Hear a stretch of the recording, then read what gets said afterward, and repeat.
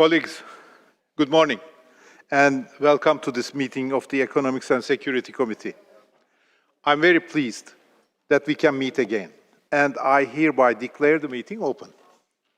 First, I would like to extend our warmest thanks to our Lithuanian hosts for organizing this gathering. We are very grateful for your hospitality. I would also like to extend a special welcome to all parliamentarians who are new to the Assembly. We know it can take some time to understand how this organization works. If you have any questions, please do not hesitate to speak with me or with our committee director, Dominik Jankowski, who is always happy to explain how things work in this dynamic institution. As you are all aware, our director, Dominik Jankowski, has recently been appointed Deputy Secretary General for Policy and Outreach, a well-deserved recognition of his leadership and service to this Assembly. We extend our sincere thanks to Dominik for his outstanding dedication, professionalism, and support to this committee over the past year. We know he will continue to serve the Assembly with distinction in his new position. Congratulations, Dominik, and thank you. While this marks an important new chapter for Dominik, it also means that our committee will soon welcome a new director. We are pleased that Dr. Stella Adorf, who is here with us today, will assume the role of director of the Economics and Security Committee. And she's there. Dr. Adorf brings extensive experience in transatlantic security, strategic policy, and alliance affairs, and we are confident that her expertise and leadership will greatly benefit the committee as it continues its important work. We warmly congratulate Dr. Adorf on her appointment, wish her every success in this new role, and very much look forward to welcoming her officially in Berlin.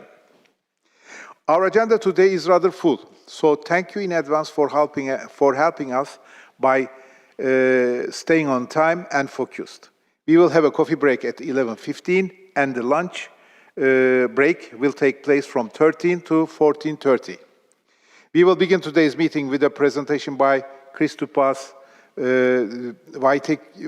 Vaitiekunas, Minister of Finance of Lithuania, and financing security challenges and possible solutions. Following this discussion, we will hold a hearing on sustaining increased defense spending, economic consequences with Rebecca Harding, CEO of the Center for Economic Security. This hearing will inform this year's general report by Bart Kroon. Following the hearing and coffee break, we will welcome Mr. Peter Handley, Senior Fellow at the European Initiative for Energy Security, for a hearing on critical raw materials and impact on defense, which will be informed this year's report of the Subcommittee on Transition and Development by Annick Pontier. Right before lunch, our subcommittee chairs will present their proposed activities for the remainder of the year.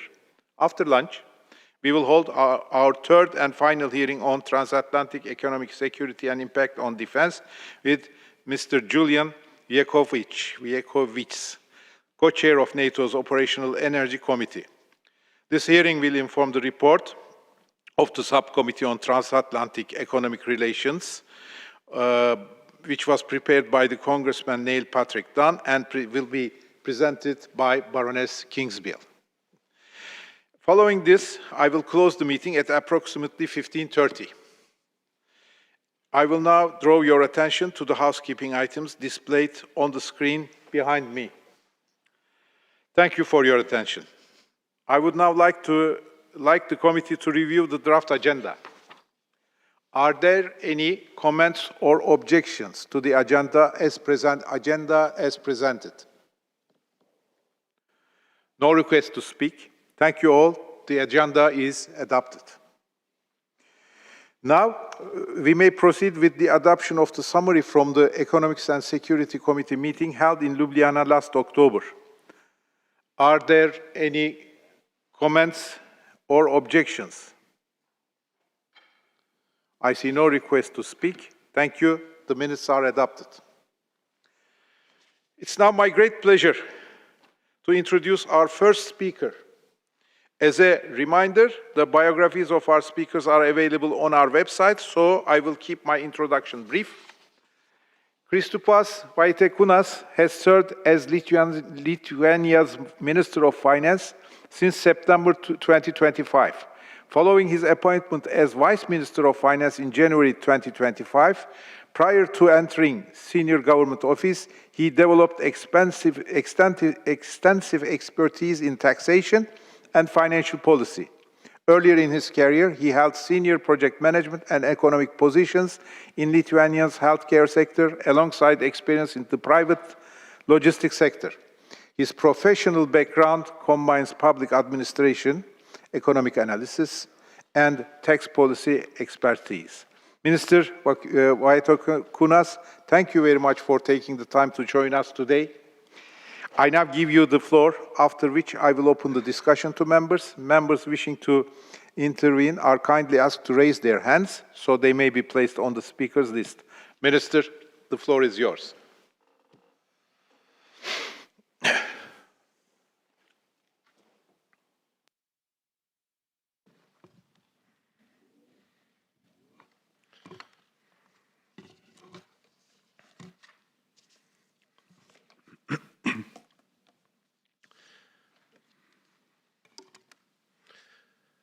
Chairperson of Economics and Security Committee, distinguished parliamentarians and delegates, ladies and gentlemen, welcome to Vilnius, a city that today stands at the frontier of European security. It is both a privilege and a responsibility to host this assembly here in Lithuania, as we confront together one of the defining questions of our era. How do free nations sustain, finance, and future-proof their security? This is not merely a question for defense ministers or military planners. It is above all a question of political will. Therefore, fiscal policy and financial architecture plays its role in securing necessary financing. And that is why I am glad to be speaking to you today as a finance minister who is dealing with this question, constantly under real pressure in real time.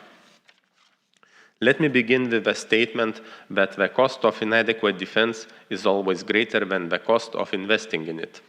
We learned this lesson the hard way when Russia launched its full-scale invasion of Ukraine in February 2022. For those of us on NATO's eastern flank, that was not an abstract geopolitical event.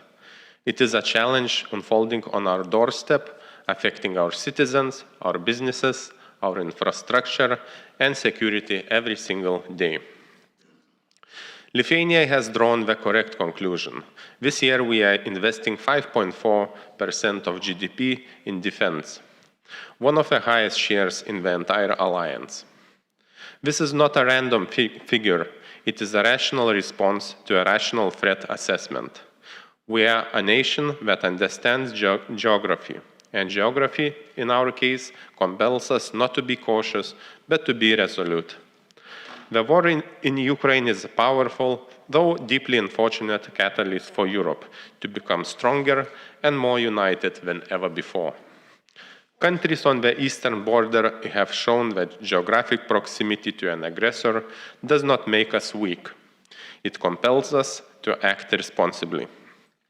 I would put it still more directly. Those countries standing at Europe's eastern border are not asking for protection. They are providing it. They are providing this public good for the whole Europe. Despite the geopolitical turbulence of recent years, Lithuania's real GDP continues to grow above the European Union's average. This year, again, we expect growth close to 3%. Investment is projected to grow by 5% for the next 2 years. These are not minor footnotes. They are proof that a country can simultaneously strengthen its defense and maintain a dynamic, growing economy. However, sustaining defense at 5.4% of GDP for longer term has consequences for public finances. According to our economist estimates, Lithuania's public debt to GDP ratio is expected to rise from 39.5% last year to 44.9% this year. In the medium term, public debt is expected to rise further to reach around 55% of GDP by 2030. That remains a relatively prudent level by European standards, compared to European Union debt average of 82% in 2025. But the trajectory is worrying. Rising debt limits our capacity to finance not only defense, but other vital public goods, infrastructure, education, healthcare, and social cohesion. A society that neglects these pillars may win the military argument and lose the social contract. That is a risk no government can afford to ignore. This brings me to the architecture of financing itself, and to the solutions we are pursuing, both nationally and at the European level. This month, Lithuania signed a historic agreement with the European Commission to secure almost 6.4 billion euros for our defense needs through Security Action for Europe facility, better known as SAFE mechanism.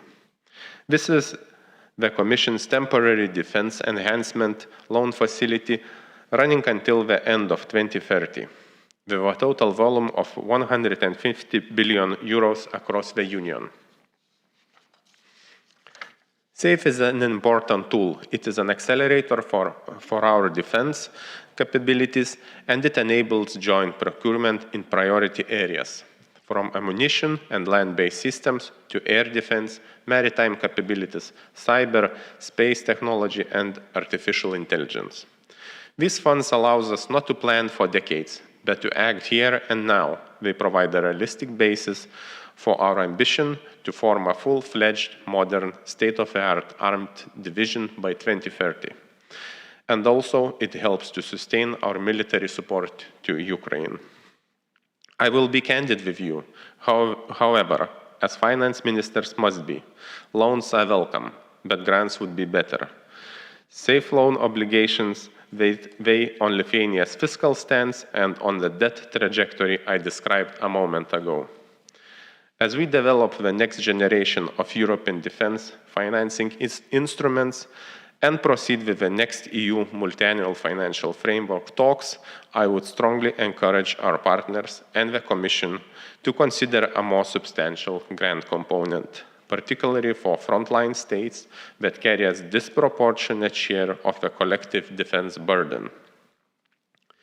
The Lithuanian government is also actively exploring ways to diversify our sources of defense financing beyond EU budget instruments. The Ministry of Finance, for example, is currently examining opportunities to access the United States Foreign Military Financing Program, direct loans and guarantees to finance defense equipment and solutions from American suppliers. This reflects both the depth of our transatlantic relationship and the practical need to broaden our financing toolkit wherever possible. We are also developing the role of public-private partnerships in defense investment. A strong defense cluster is emerging in Šalčininkai region, anchored by a 540 million euro loan from the European Investment Bank for military base in Rūdninkai. This is a PPP project, and we see it as a model for what is possible when public ambition is matched with private capital and institutional financing. We look forward to replicating and expanding this model across defense and related sectors. The infrastructure we build for security also serves civilian purposes. This is the dual-use reality of modern security investment, and it is something Lithuania especially welcomes in the European Union's evolving approach, as well as in cooperation with international financial institutions. For example, last year, Lithuania secured almost 1 billion euros for dual-use project from the Nordic Investment Bank and the European Investment Bank. And of course, No country finances security most efficiently on its own. Collective action multiplies the return on every euro invested. Lithuania is actively pursuing this logic at the Baltic and regional level. We strongly support military mobility investments, which directly enhance the security of our border regions and allow allied reinforcements to move quickly and effectively. Rail Baltica is perhaps the most visible expression of this vision, a connectivity project that is simultaneously an infrastructure investment, an economic driver, and strategic security asset. Let me close with several concrete recommendations for this Assembly and for allied governments. First, countries that invest heavily in collective defense provide a public good for the entire alliance. European financial mechanism should reflect this reality more explicitly, including through allocating substantial financing to European defense projects of common interest. Second, the mix of European defense financing instruments should shift over time toward a higher proportion of grants relative to loans, particularly for frontline states. Fair burden sharing deserves frontline financing solidarity. Third, we should accelerate the development of joint procurement mechanisms and shared capabilities. Efficiency gains from coordination reduce the per-unit cost of security and allow more capability for the same fiscal outlay. SAFE mechanism points in the right direction, but we should go further. Fourth, we must harness the dual-use investment opportunity more systematically by developing infrastructure necessary for defense and security, but also serving civilian purposes: roads, rails, energy networks, and digital infrastructure. And fifth, parliaments of allied countries must make the domestic political case for sustained defense investment. Numbers on the spreadsheet become real only when elected representatives explain to their citizens why security investment today prevents a far greater cost tomorrow. Ladies and gentlemen, in today's geopolitical environment, Europe's security, resilience, and long-term stability begin at its eastern border. Our countries are at the frontier of Europe not only geographically, but also as defenders of a rules-based order that is being tested as never before. The question before all of us, parliamentarians, finance ministers, defense planners, and alliance leaders, is whether we have the wisdom and political will to respond adequately to the threats we face. I believe we do, and I am confident that the deliberation of this NATO Parliamentary Assembly will help us find the path forward. Thank you.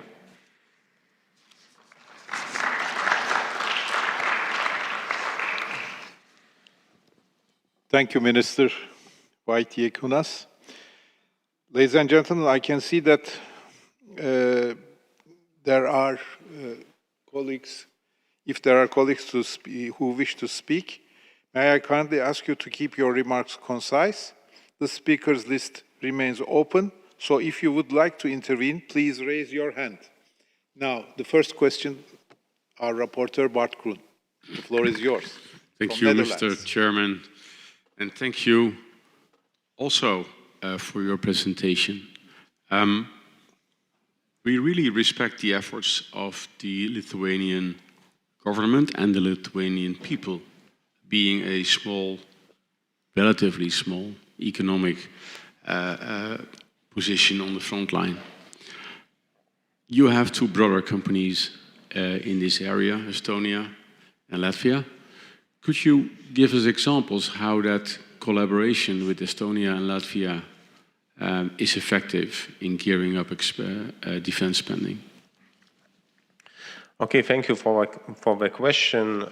Actually, we had a couple of months ago, we had a conference in Vilnius with our friends from the eastern border region.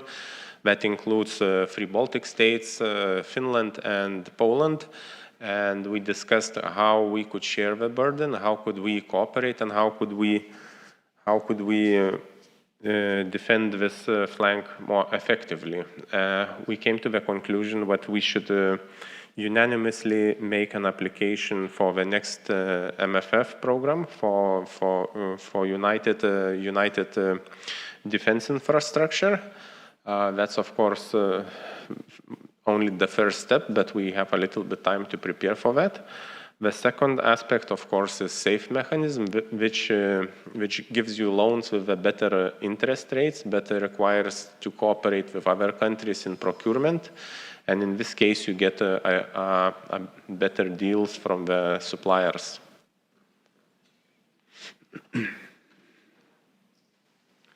Thank you. Minister, can I ask a question? Now, you said that to go up to 5.3% of GDP of defense spending, this have an impact on your debt stock of around 10 percentage points.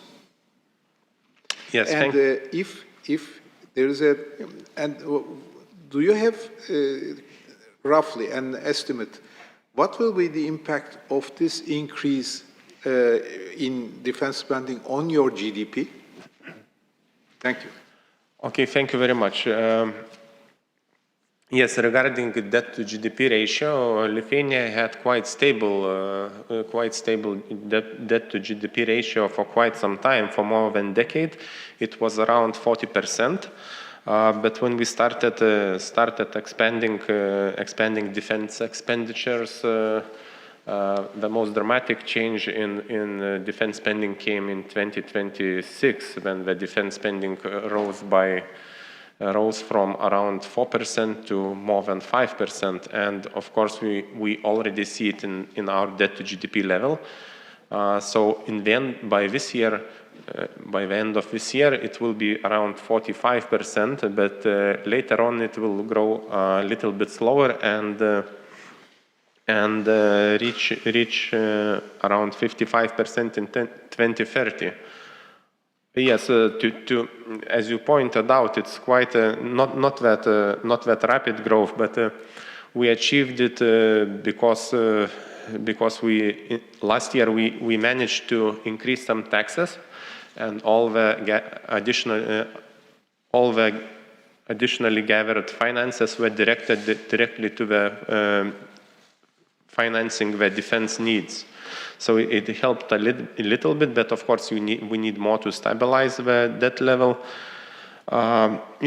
So yes, that's a conclusion probably, that it is rising, not that dramatically fast, but the solution will have to be found sooner or later for that.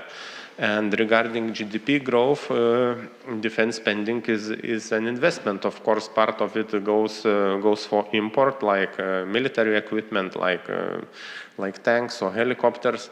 But a lot of money stays in Lithuania. A lot of money is spent on building military infrastructure. So it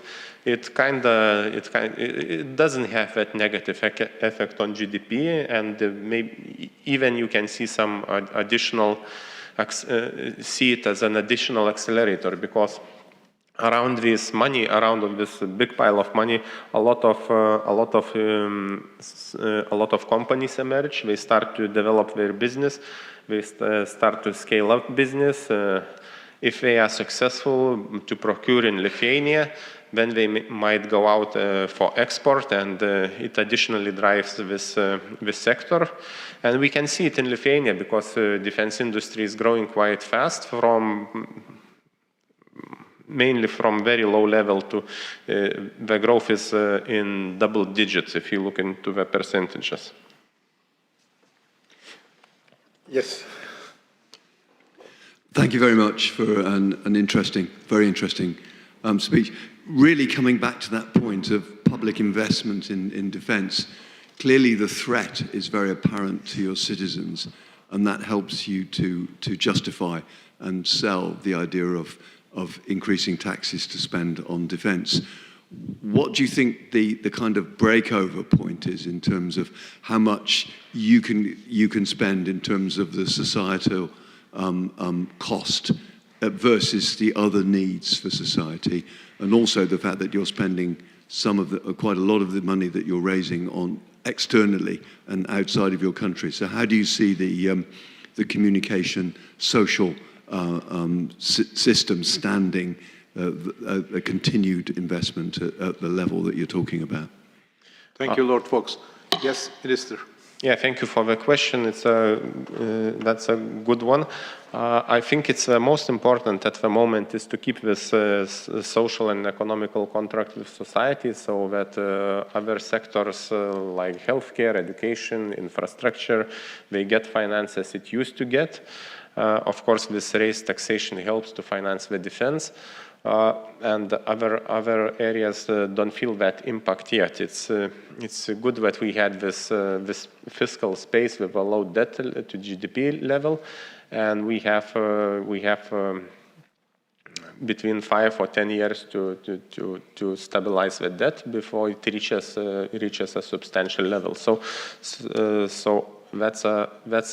the answer is that this defense spending is not a short-term project; it's a long-term project, and I think we will get to this financial stability step by step. You cannot increase the tax burden very fast, because it will definitely have a negative effect on the economy, and you want to avoid that in this situation, because the public support for this project is crucial. Without it, it won't succeed.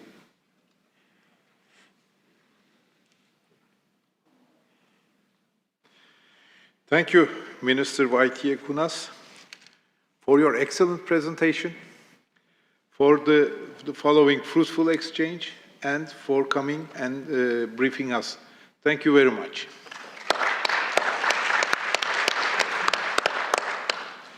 We now move to our next item, a hearing on sustaining increased defense spending, economic consequences.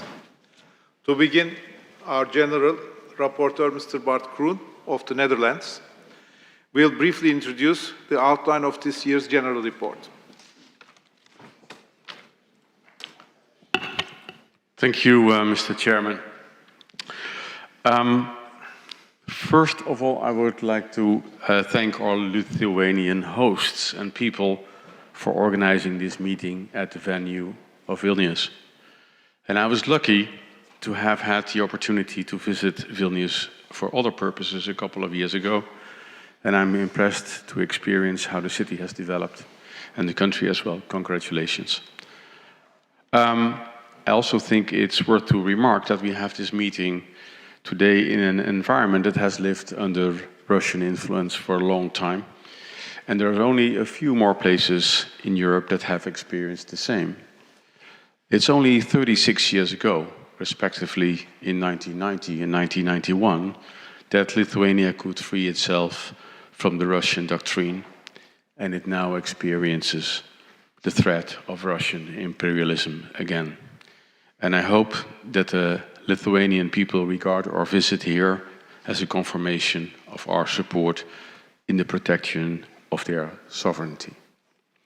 Dear colleagues, it's a pleasure to present the final outline on my report on defense spending. And before entering into the content, I really wish to thank Dominik Janowski, here on top, and his people all in the back, for the fact-finding and the preparation of this report. And as in the previous report, we have collaborated seamlessly again. Thank you. Thank you. Raising defense spending is a priority for many of our governments. However, as we all are aware, it does come with challenges. And that's why I felt it necessary to focus on the important topic with the aim to support NATO PA members with their practical policy making in their countries at home. It's clear to all of us that Russia's war against Ukraine made increasing defense spending strategic necessity for all of us. More investment is needed to rebuild our armed forces and enhance the infrastructure to support our military operations. And it's important to add that this investment needs to yield in terms of output and capabilities on the short term. Now, much progress has been made since the NATO summit in The Hague, but there's still much to be done to bring the defense spending of 5% of GDP and transfer that money into actual operational deterrence and defense capabilities. The money does not deter itself, I would say. Sustaining that level of spending and transformation will require trade-offs and smart policy making. And of course, all the individual governments may decide individually how defense spending should be financed from their respective budgets. And there will be debates on whether a government should increase borrowing, as we heard just a couple of minutes ago, or cut taxes. But it's most likely that a significant amount of money will have to be allocated from other sectors in the budget, and such should be done economically sustainably. So as we are forced to make very difficult decisions that impact budgets of citizens and regions and cities, it's crucial that we communicate these considerations, dilemmas, and decisions to our constituents as transparent as possible. Building public trust will be crucial for our success in ramping up deterrence and defense capabilities, and also in building up a durable defense industrial base.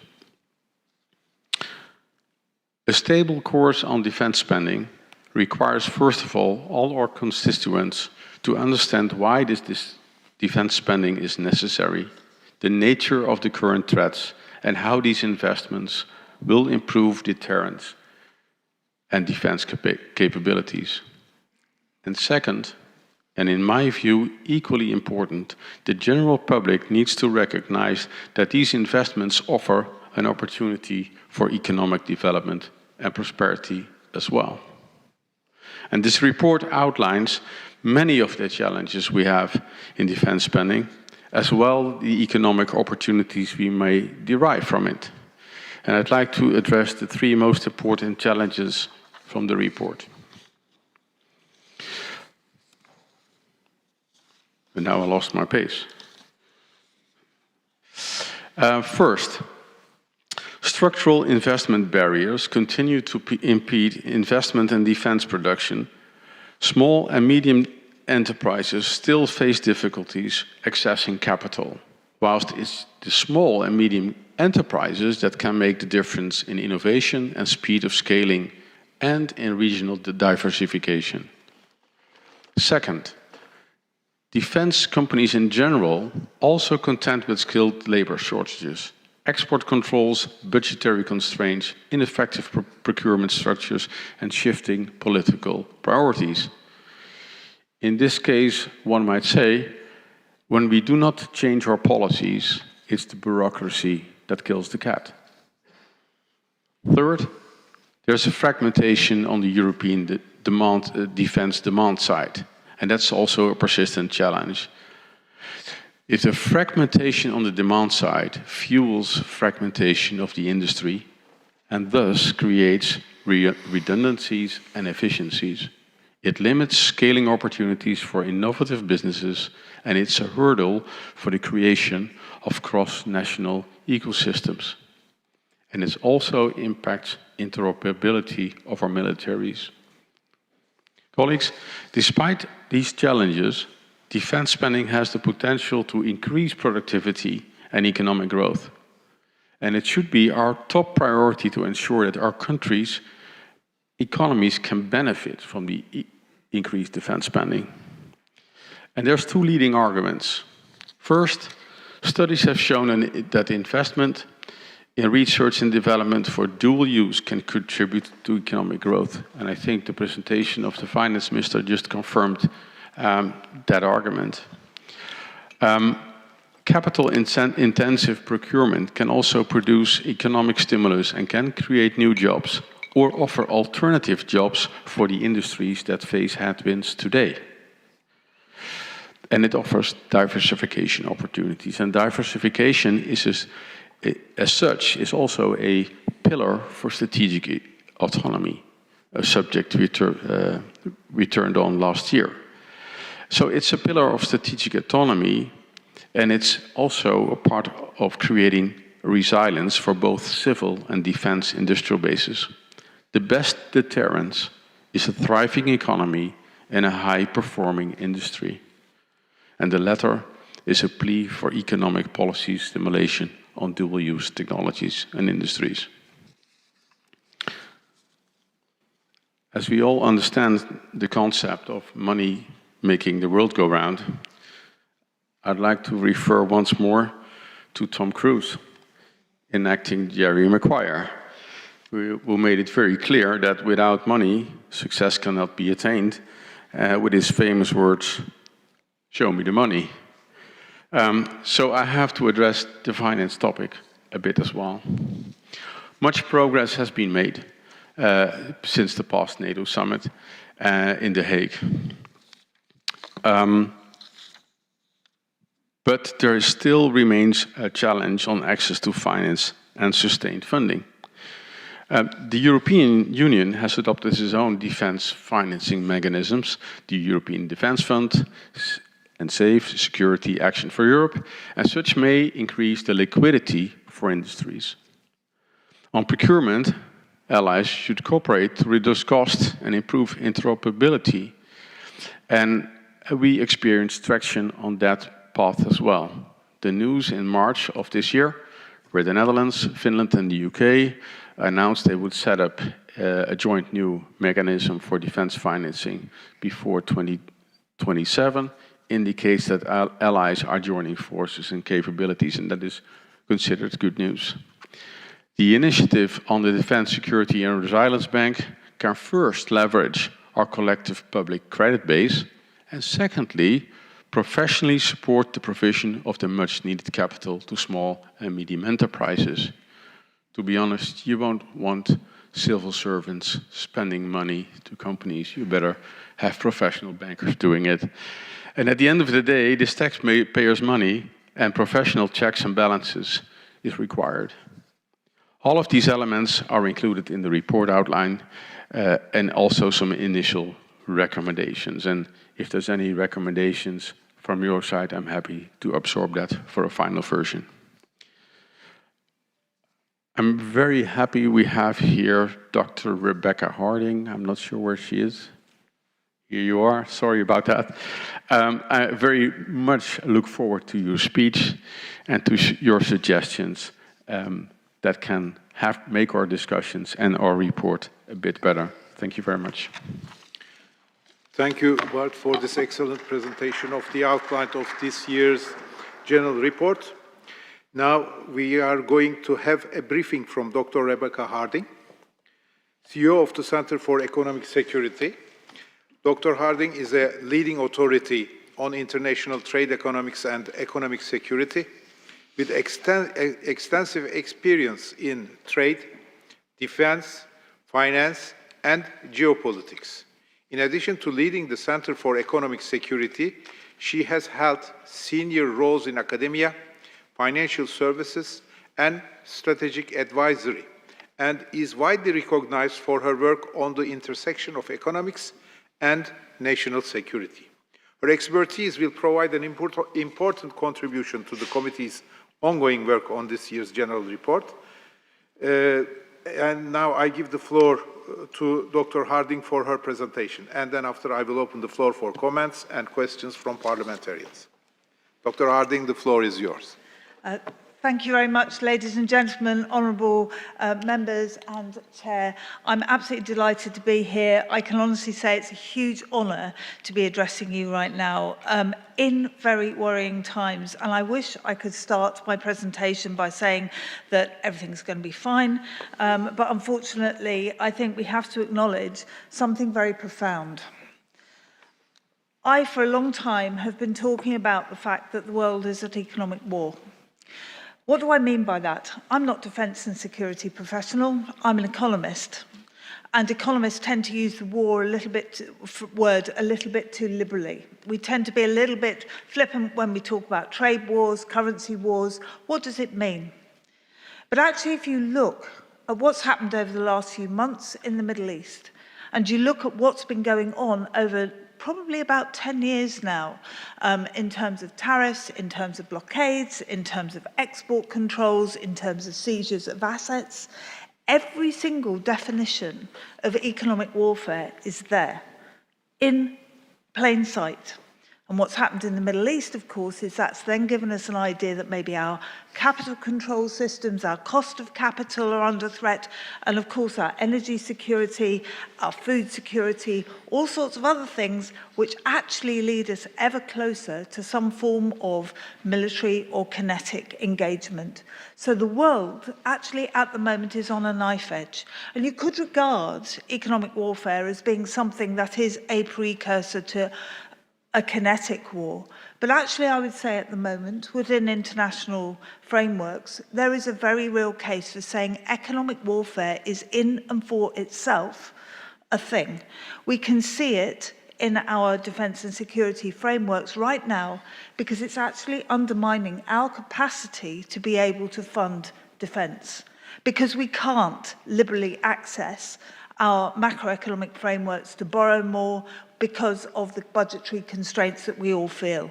We can't access tax systems as we have done for the very simple reason that our populations are under a lot of pressure because of food prices, because of energy prices, and so on. So all of this provides a framework to what I'm about to say today, which is that we need to think very, very clearly about our financing frameworks. We need to blend across government a lot of the frameworks that we're talking about in terms of accessing finance at a macroeconomic level with an ecosystem that crowds in private finance in order to be able to make sense and in order to be able to move from what has been a very valid competitiveness debate in Europe towards something that is actually a preparedness debate. And the way of doing that, in my view, is to start talking about preparedness and economic security as parliamentarians. So instead of talking about economic growth, which is always ephemeral, it's actually to start talking about economic security. What makes people feel that they're safe? What makes people feel that they've got a job tomorrow? What makes people feel confident that when they wake up in the morning, they're going to be able to buy their groceries? That's a critical question, and it's a critical question for parliamentarians, because you sit on the edge of, and at the delivery end in the public framework, you sit on the interface between the very real kinetic threats and the very real economic threats that we face, and making those seem achievable and understandable to the general population. So where should we be going with all of this? What are the key things that we need to be worrying about? Well, we've already had some conversations about this. What defence financing mechanism should we be using? Should we be using taxation? Or should we be using debt? Or should we be looking at crowding in private finance? And I would argue that crowding in private finance is actually the key here, because we perpetually have a guns or butter conversation, perpetually. In all of these frameworks, we're talking about the trade-offs. The problem is that adversaries do not have that conversation. They say we have to have guns because our adversaries are actually stopping us from having butter at the moment. And so if we don't have guns, we won't be able to defend ourselves. We have to be able to understand what the adversary is saying and what that consequence is for the way in which we manage our finances. One of the key things that's already come up this morning is defence as an investment versus defence as an expenditure. And I think that is one of the critical things in this entire debate. Are we investing? In which case, does it count towards our public sector net borrowing requirements? Or are we spending money? Are we borrowing money to do this? That's a critical question. Because if we're investing, then there is a long-term growth dividend, a defence dividend that we can reap. Because it's a long-term framework about building up our supply chains, about creating a financial ecosystem that means that there's collaboration between the public and the private sector domains.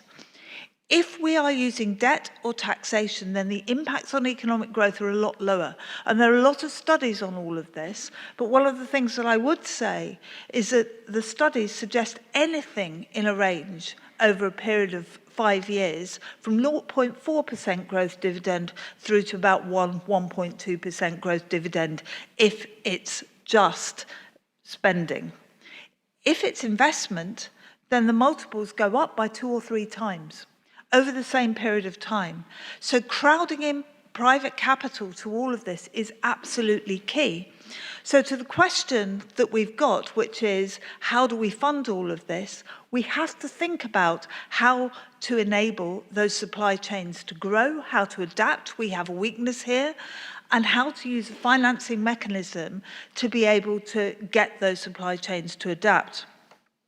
So what I want to say is that the other challenge that we've had is actually not on the supply of money side, it's on the demand side. Who is going to use this money? There we have a real strategic problem as well, because, as has already been said, we have supply chains which cannot scale up as quickly, and that is the case anywhere across the framework of allies represented in this room.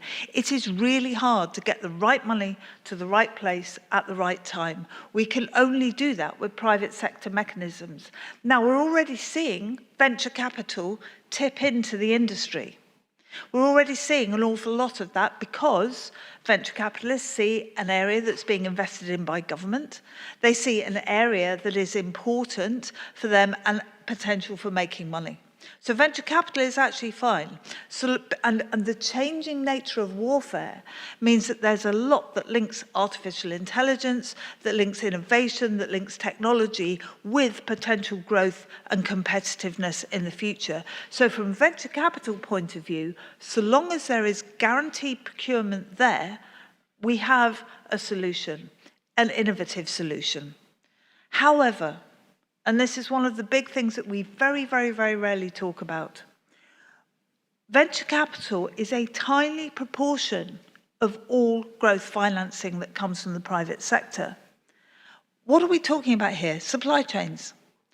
There's a tool, supply chain finance, which actually uses the assets, in other words, the invoices and the procurement contracts as assets to lend against, without diluting control, and by getting the right money on a short-term lending basis through to the people that need it the most. So we mustn't forget about that debt side of financing either. And if we look at that debt financing, it's very rarely totally included. It's beginning to be included, as I know, within the United Kingdom. We're beginning to look at crowding in some of the bank working capital frameworks. But we do need to be very, very clear on how we enable that type of supply chain finance to work. And the key thing comes down to procurement. And this leads me on to my next point, which is about the difference, or actually the complementarity of the MDM mechanism being put forward by the United Kingdom, but also the Defence Security and Resilience Bank. Because what we need to do is harness sovereign capability in finance with a multilateral framework for procurement and then a system of guarantees that allows banks and private capital to be enabled across the supply chain through effective guarantees. So what I'm talking about here is everything from sovereign capability, which we can all understand, through to collective responsibility for providing guarantees and supply chain finance to enable the crowding in of private capital and liquidity in the market. Because MDM, I would argue, is a necessary framework, but it's not alone sufficient, because eventually it runs out of liquidity by its own systems. What we have to do then is have a bigger framework for liquidity, which enables the crowding in of private finance. Now, I think those are key things that as parliamentarians we need to be thinking about, because the nature of war has changed, the nature of financing has changed, and we need to think about this as a preparedness economy, as a preparedness financial framework. But the role of parliamentarians within all of that is understanding that in modern economic warfare, everything is interdependent. Everything depends on everything else. So we really are talking about an ecosystem here. We're talking about the financial frameworks, the technology frameworks, the political frameworks. And just to say, I'm an economist. When I was learning economics in the early days, my economics tutors always said, don't bring politics into my classroom, it messes my models up. But I think the important thing here is that now we cannot see geopolitics as anything other than interdependent with geoeconomics. So what's the role of a parliamentarian? It's actually to understand within national frameworks the reality of the balance between tax and debt financing for defence. It's about articulating those trade-offs at a public level and how we achieve that 3.5 or 5% of GDP. And what's important here is that 1.5% that we very rarely talk about is actually a growth enabler. That really is, because it's about infrastructure, competitiveness. It can be all the things that enable military resilience. It's about articulating the nature of the threat, and we've already had that as a comment this morning. But articulating the nature of the threat, I would argue, is also saying to people, well, actually, there's an economic threat too. There are cyber threats. It's all sub-threshold in a NATO context. But our institutions that we have at the moment for funding and protecting ourselves economically and militarily are not actually adequate because they were built up for peace times. And we now need to think about new ways of marshalling and mobilizing our capital in order to be able to mobilize our deterrence as well. Economic security is actually something that operates across parliamentary domains. So it's innovation, it's security, cyber security, it's intellectual property, it's trade and supply chains, and above everything else, it's jobs and economic growth as well.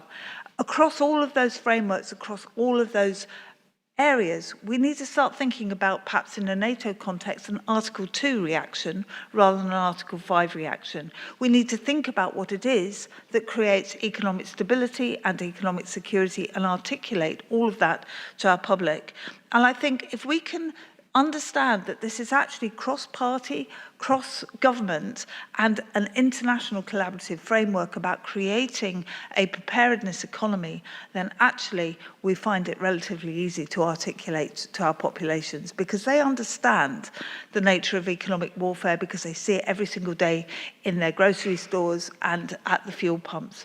That's something that we need to be thinking about. Thank you very much for listening.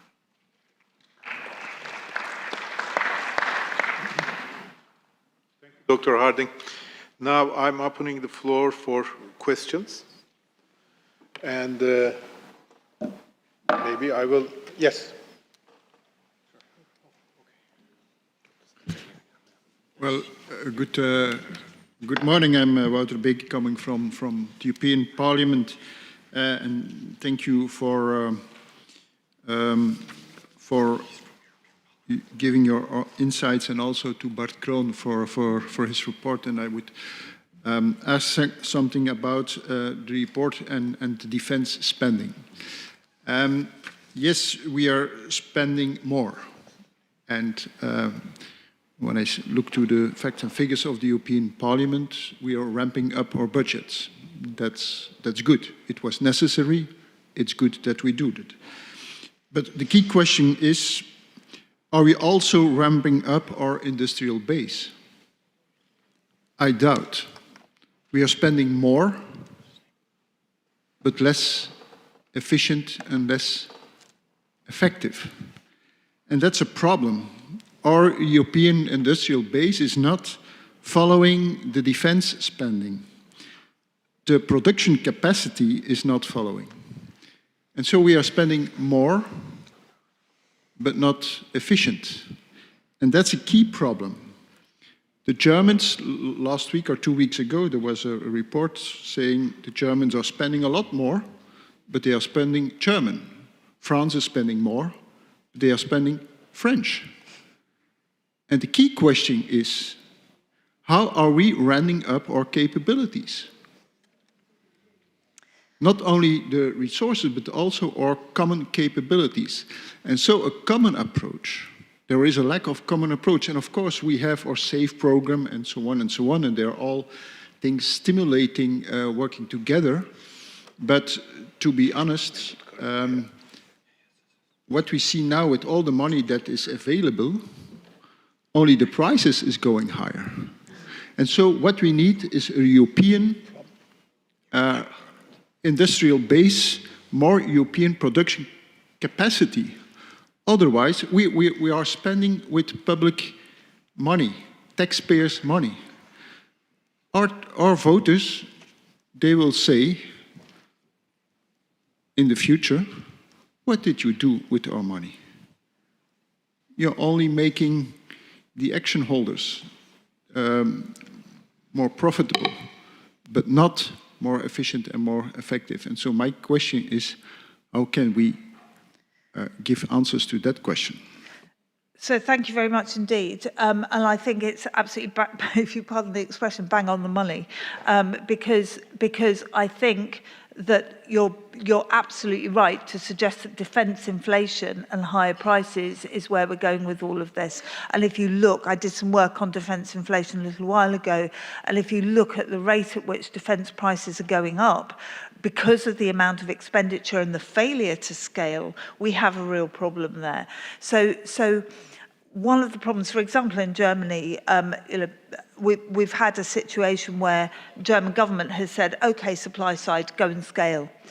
I want to draw you back to the point that I made about working capital, because the problem is that in a working capital framework, we need to get debt financing into SMEs in order for them to be able to scale. What we have at the minute is an idea that we need innovation. Innovation takes years to turn into proper productive base. We need to transition from, let's say, automotive manufacturing or electronics manufacturing into and dual use into a lot of the military capability that we have. So much of that, when I speak to banks across Europe, so much of that actually comes from the private sector. The working capital to enable that comes from the private sector, not the public sector. So a government can commit money at the top, but it's not how that or whether that money is spent, it's how that money is spent.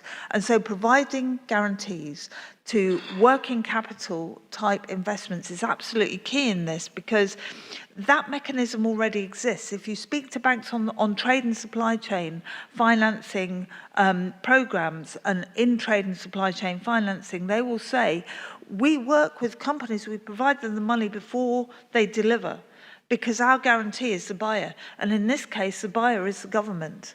So long as those messages get through from the government to the bank, that there is a procurement process happening, the bank actually says, right, we've got a contract, the ultimate buyer is, strongly credit rated, so we can give the SME the money right at the beginning of the process rather than halfway through or at the end. So SMEs do not have deep pockets. This is a problem. And a lot of SMEs in the sector at the moment, because of an increase in electronic warfare, actually have a real problem, because they might be getting very small projects, 10 million, 20 million, it sounds big to some of us, but they're small in the grand scheme of things. And so those companies need a contract or a letter from somewhere that says, this is definitely going ahead, we're definitely going to buy what you want. Then the bank can lend, and then the company can scale and start doing it ahead of time. So it's about, as I said, creating this ecosystem that allows us to be able to create a mechanism where we've got startup funding, we've got working capital through the growth phase, and then we have institutional structures that allow us to provide guarantees on a collective basis. That's where I think we're not seeing this as a whole economy perspective. We're not creating that financial ecosystem, but that's how we solve that particular problem, in my view.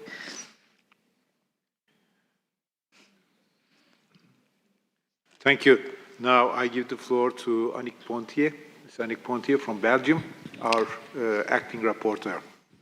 Thank you, Mr.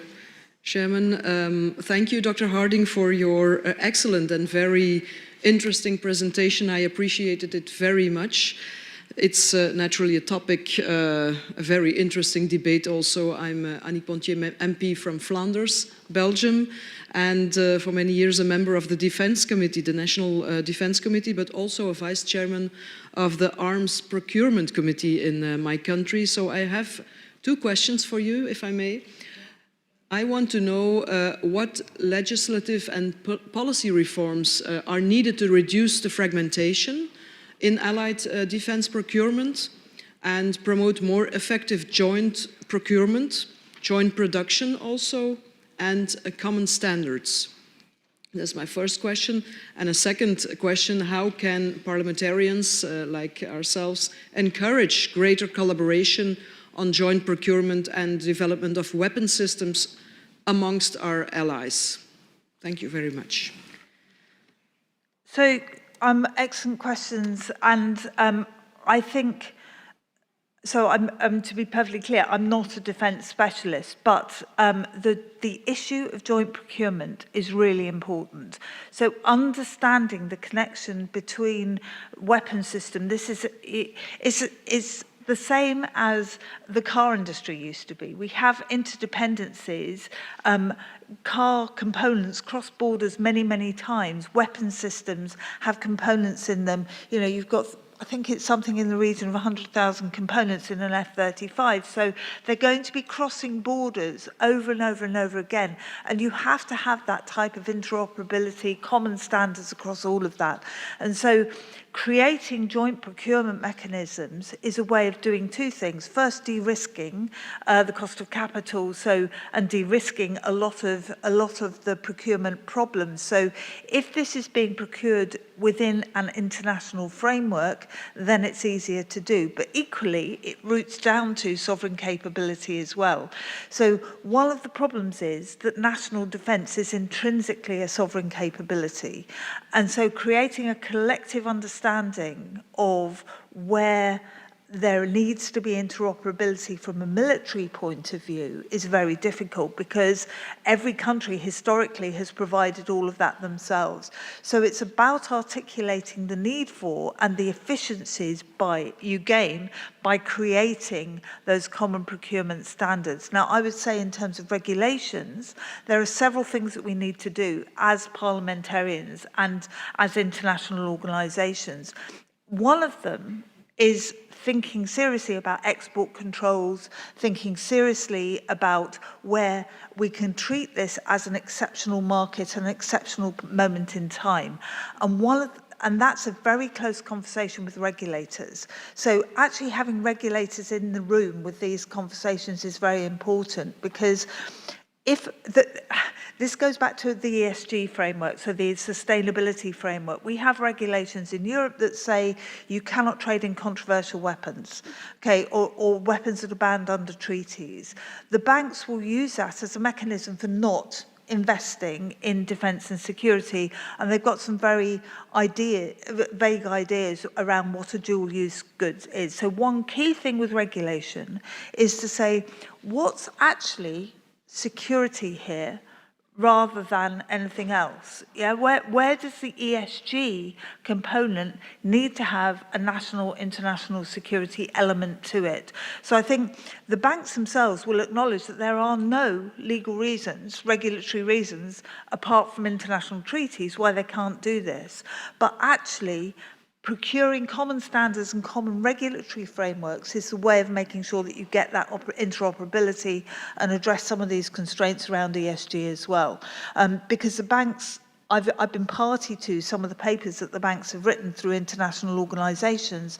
They acknowledge that it's a shareholder appetite thing rather than a compliance thing that's actually holding them back at the minute. And I'll just finish that by saying I was moderating a panel a year ago at the EBRD. And I had 5 banks on my panel.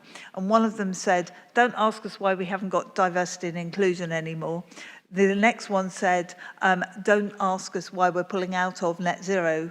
Another one said we can only do what our clients are doing, and the other one said it's not ESG anymore, environment, social and governance, it's energy, security and guns. So, you know, we've got a shifting appetite in banks now.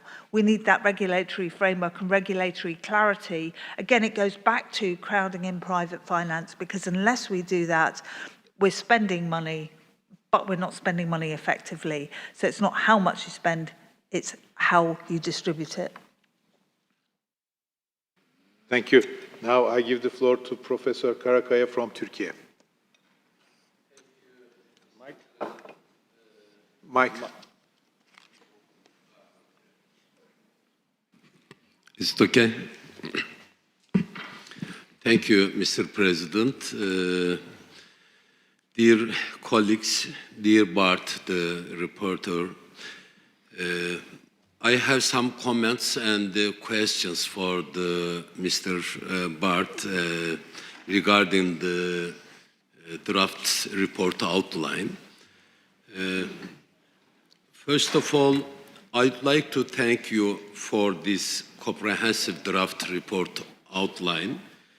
This report is not only about defense budgets. It is about the economic foundation of deterrence and sustainability of allied security and the credibility of NATO's collective defense in a more challenging security environment. As allies have already committed to investing 5% of GDP annually by 2035, the real question now is how to make this commitment sustainable, efficient, and strategically effective. In this regard, I particularly welcome the report's emphasis on the economic benefits of capital-intensive procurement, the need to overcome the cyclicality of the defense industry, and innovative financial proposals such as the Defense, Security, and Resilience Bank. At the same time, I believe the report could further underline a few important points. First, while the report highlights EU-specific mechanisms such as the European Defence Fund and the SAFE initiative, we must remember that Euro-Atlantic security is indivisible. To avoid fragmentation and duplication, how will the upcoming report suggest structurally including non-EU NATO allies in European defense industrial projects?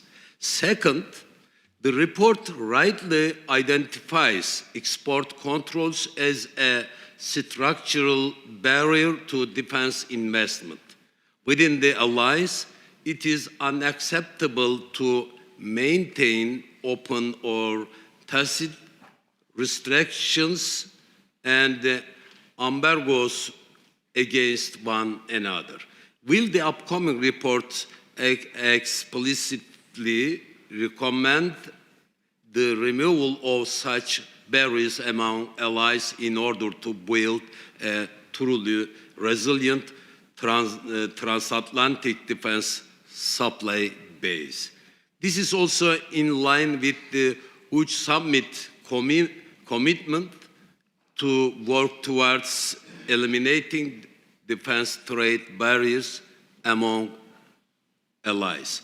Third, the draft framework rightly underlines the need to overcome the cyclicality of the defense industry. In this context, how will the report address the role of long-term, multi-year procurement contracts in giving private defense firms the financial stability they need to expand production? Finally, from Turkey's perspective, burden sharing is not only about financial metrics. It is also about risk sharing, deploying capabilities, and fighting against all forms of terrorism. As we urge our publics to support increased defense spending, we must demonstrate that this investment serves a 360-degree approach to allied security, protecting our populations from all threats and from all directions. Thank you. Thank you. I'll give the floor at the end of the session to our rapporteur, Mr. Kuhn, and we will continue with the other questions to not make Professor Harding for too much. Now I give the floor to Lord Speller from UK. Thank you. And I think there is already a diversification and use of other contractors in the supply chain. There was recently an order for the Gripen aircraft. 30% of the components of that are made within the United Kingdom. The F-35, something like 15% of the F-35 is within the United Kingdom. But I want to go a little further down in the supply chain, because many of those companies, and I'd almost like to take out the phrase the defence industrial base, because what you actually need is an industrial base which therefore supplies both the commercial and also the defence sector. And they have real problems with financing. They're not properly understood by the banking system. And that's not just a military problem. Rolls-Royce aero engines, for example, a few years ago, were having to provide working capital to their various suppliers, even though those companies had contracts with Rolls-Royce. But, those were future contracts, and they needed working capital for investment in plant and machinery, but also for training new employees and bringing in employees as well.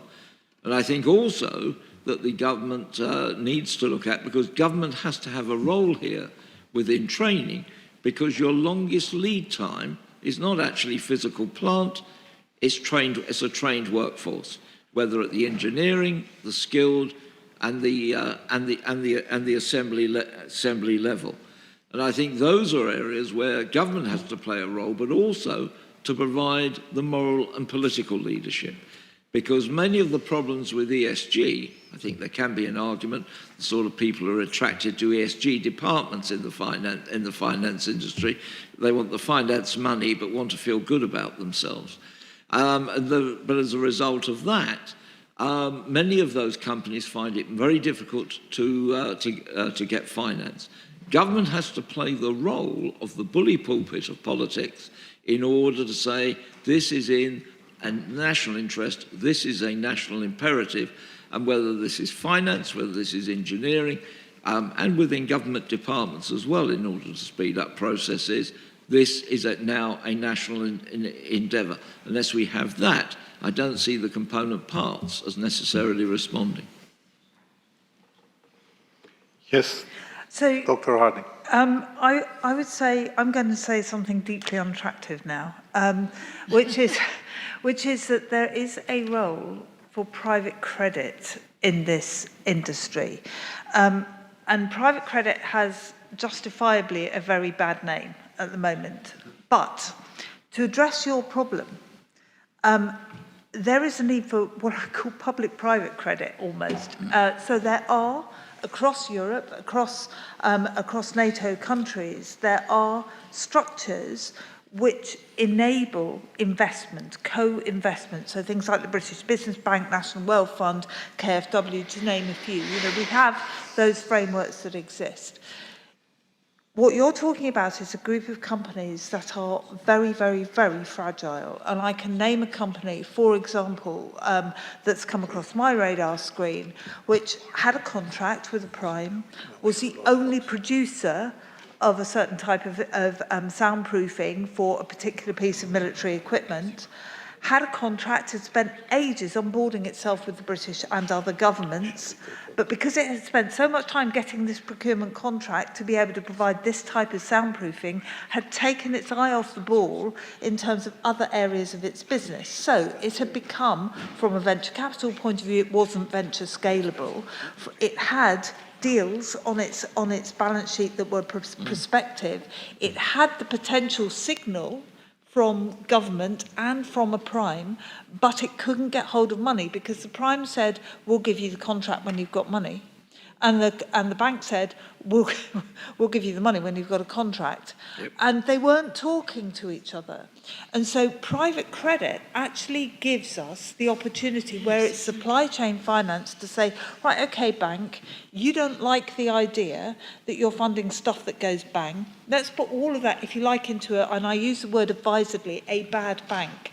Let's put all of this into a fund that actually does that public good funding, because defence and security is in some sense a framework for that. But then let's make sure that that's underwritten with guarantees from public sector organisations. So co-creating that balance between public and private interventions is actually something that we need to do. And it's a critic of that debt financing, because a lot of those companies aren't venture scalable.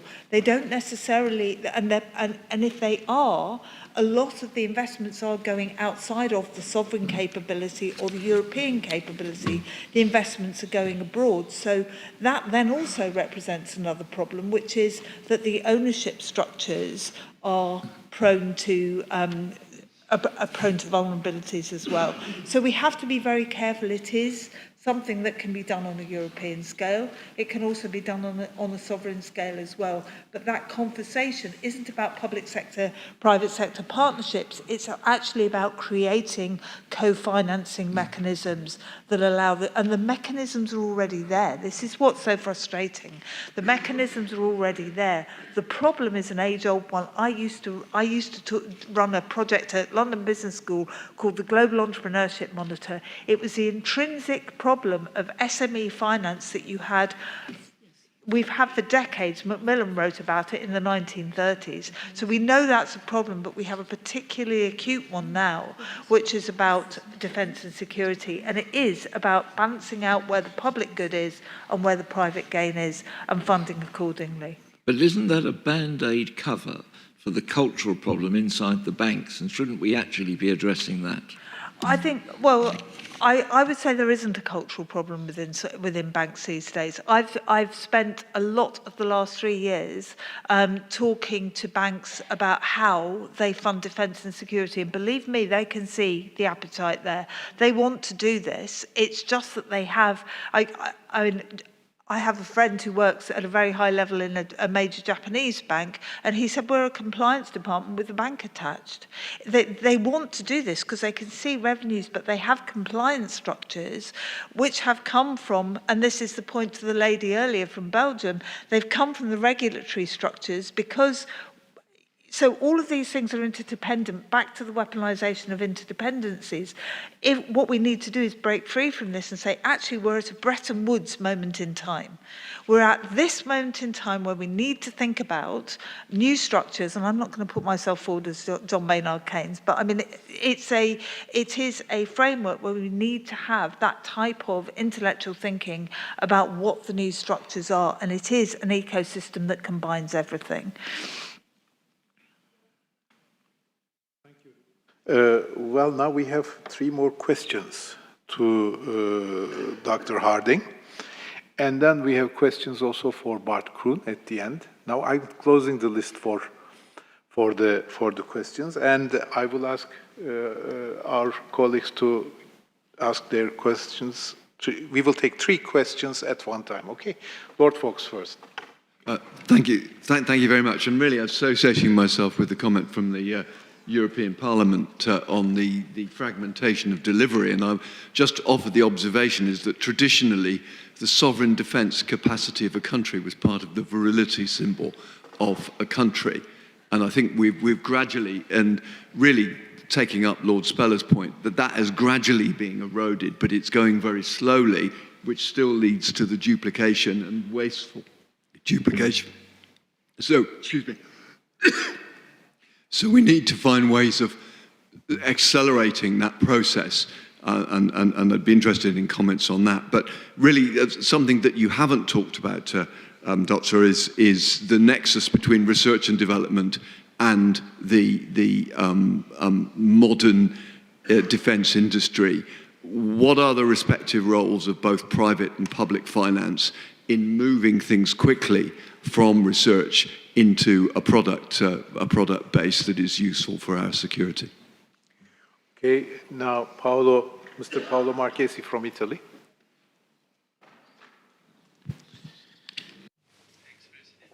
I'll take three questions.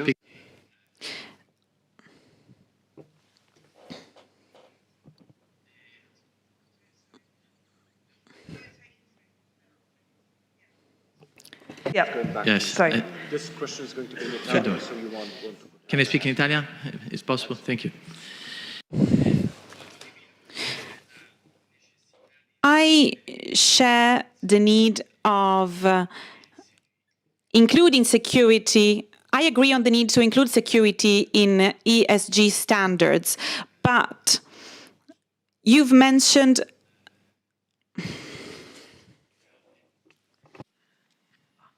Okay. Thank you. Parlo Va un po' bene? italiano, ma... Yes. In Italian, the number, I don't know the number. Perfetto. Ricominciamo in italiano, ok?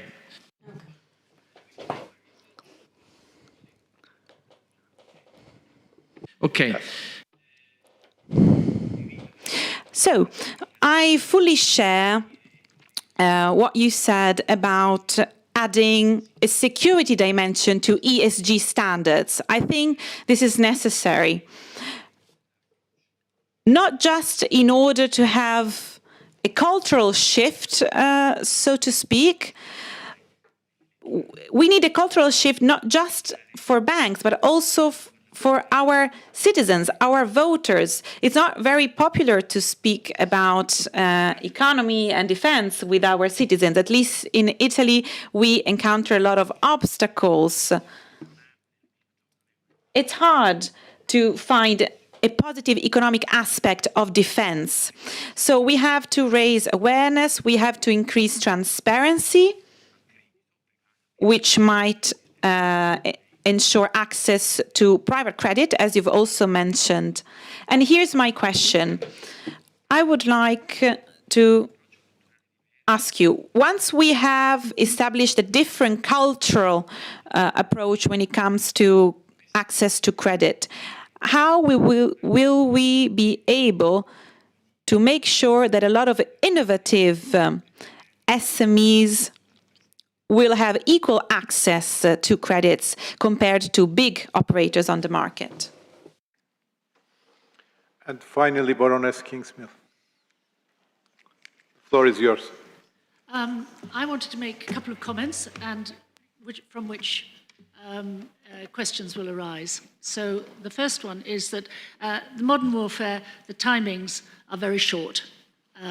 We need to scale up fast, and reindustrialization takes a very long time. So we have to start thinking about the way in which we actually do that sort of thing, and the kind of financing that is necessary. Secondly, a point I'd like to make is that I have sat on 4 huge company boards across Europe, and all of us have got supply chain situations, and all of us provide finance to support those elements of the supply chain which we consider to be vital to our enterprise. So I think that is not an unusual thing, and in the circumstances when your client is actually a country or indeed NATO itself or wherever, that financing of the supply chain and the elements of the supply chain that are not able to raise finance directly themselves because of the catch-22 dilemma that you talked about, should be able to look to the government to the national enterprise. I'm half an economist. I'm an economist and a lawyer. I was a regulator as well, an antitrust regulator. And what one has to remember about regulation is that one's always regulating for the last crisis. And the last crisis that the financial industry had to face was the almost failure of the banking system in 2008. And that is where the regulation has arisen, and that's the sort of restrictions that they impose.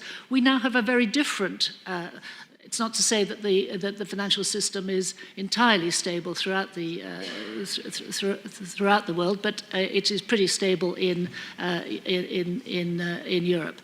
And I think, therefore, we can shift the regulatory framework in which we operate. My major issue was always antitrust. I did a lot of work across in Europe as well, and how were you going to keep the companies honest, if you like, in terms of competition? And I did do a big one in relation to the car industry, and that was quite an interesting thing. And I see the similarities with some of the defence procurement that you mentioned. So I think really it's a case of being a little bit more flexible, a little bit more agile, a little bit more, shall I say, enterprising in the way we approach things. And I'd be delighted to hear your comments on that. Thank you very much. And actually, I think all three... Sorry, Dr. Harding. Well, as I said, I closed the list, but there was a final question coming from Ukrainian delegations. I think it's important. Yes. And now I give the floor to Mariana Bezula from Ukraine. Thank you. It would not be a very traditional question from Ukrainian delegation, but first, thank you very much for the support and for to be together. It's just like critical. It's obvious. But my question would be about AI. Artificial intelligence. Now we have geopolitically, we have some kind of exclusive but repeatable historical situation when there is war, more wars, and technological jump. And these circumstances leads to even more wars and even more technological jump. And how can you comment these challenges, taking into account also regulation, economical impact, and security, what is about to use AI, to regulate AI, and to struggle with the challenges. Also, even banking system is in the front of just tremendous hybrid warfare AI challenge, may I say in this way. Thank you. Goodness. I am going to try and integrate all four of those questions because I think they come down to one very fundamental thing, which is about uncertainty versus security and how you create a market advantage out of that for small, but if I understood you correctly, sorry, my translator wasn't working, so my very poor Italian was kicking in, so I hope I've understood properly. But some of this is about mindset shift. The R&D question is also about mindset shift in a way because we need to speed up those processes of innovating. And the AI question is actually saying, this is all about uncertainty, actually. We are in a period, now my background, my doctorate is actually in the economics of innovation. So I used to look at technological long waves, and we're in the middle of a huge technological shift, paradigm shift at the moment. And that's affecting, as we've all said, the way in which we fight wars, the need for speed, the need for flexibility, and above everything else, the need for fungibility across different financing mechanisms. What do I mean by fungibility? I mean being able to create effective links between different types of funding mechanisms and ways of thinking, as you've just said, outside of the box in terms of where we go for different types of finance. All of the primes have at least supply chain financing mechanisms. Very large electronic companies, car companies, they all have supply chain financing mechanisms, but they like to get their contracts from government in order to be able to get those supply chain financing mechanisms to work.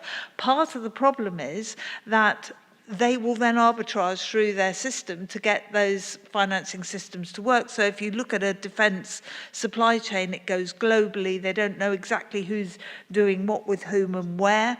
And so it's very complicated and they want to get as cheap a possible price in order to make that supply chain financing system work. So it goes back to this point about, and I think the colleague from Ukraine has made the point very, very clearly, it's about how you create a flexibility and agility across those different systems in an area where the business environment, and this is where we are not articulating what our businesses are feeling on a day-by-day basis. The businesses are feeling a world of uncertainty. They can't get access to money.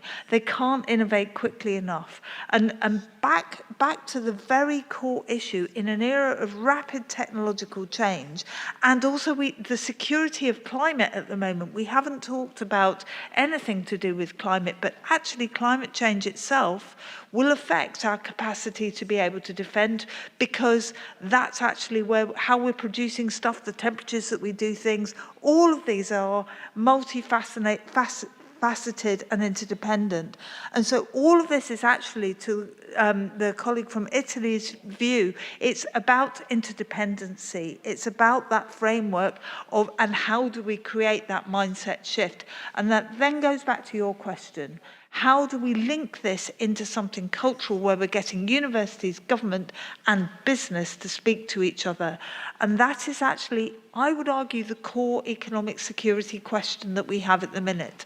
So economic security is fundamentally about how you create a whole economy approach to all of this. It's not just jobs and growth. It's innovation, it's technology, and they're not the same thing. And it's about how we train people and how we do these things.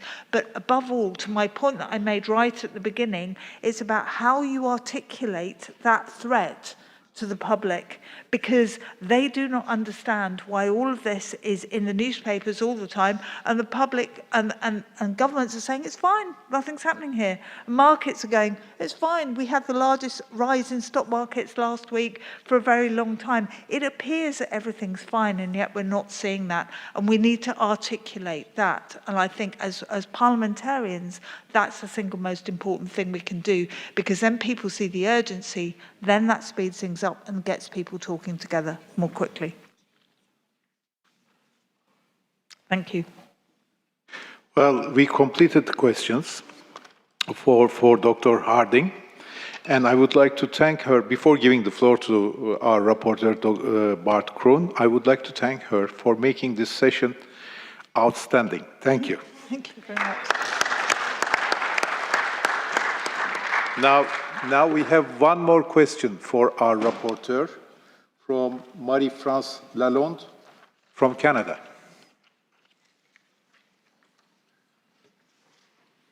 Thank you very much. It's been, I have to say, quite insightful and a great presentation. Hopefully we can get your contact from a Canadian perspective.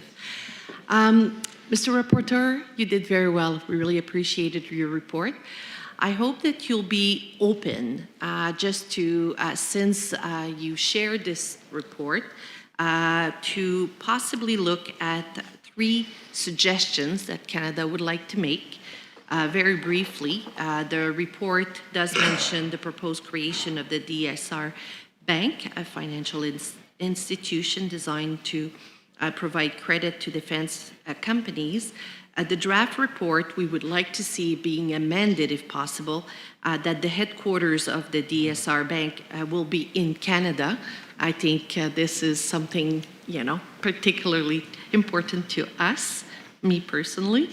Also, the second part is the draft report refers of the SAFE initiative, which allows members of the EU to spend up the additional 150 billion euro in relation to defense as of May 2026.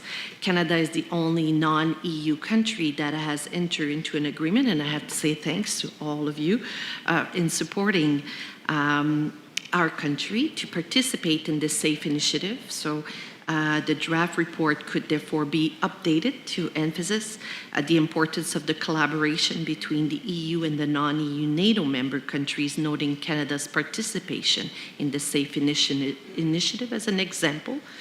And last but not least, paragraph 16 describes initiative in both the EU and the United States to support research and development that relates to defense. The paragraph, if possible, Mr. Rapporteur, could be amended to add a sentence about Canadians' Department of National Defense innovation for the Defense Excellence in Security. We call this IDEA program. The IDEAS program provides grants and runs competitions to help Canadian public and private research institutions in developing innovative solutions to defense-related challenge, and that was part of our new defense industrial strategy that was released recently. So just some thoughts. Thank you very much for that. Merci. Well, thank you. Now the floor is yours, Bart. Thank you, Mr. Chair. Yes. And may I start with my Canadian friend. Thank you for your suggestions, and I apologize also for the report that could be read with some European bias here.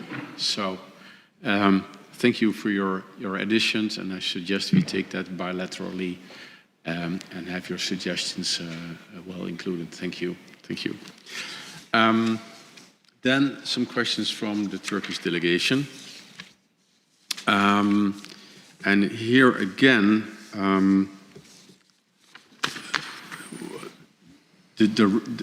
and I think we should praise and applaud the role that Turkey plays within NATO and also within the defense industry, because if you look at the quality and the innovation that takes place in your country, we really should respect that.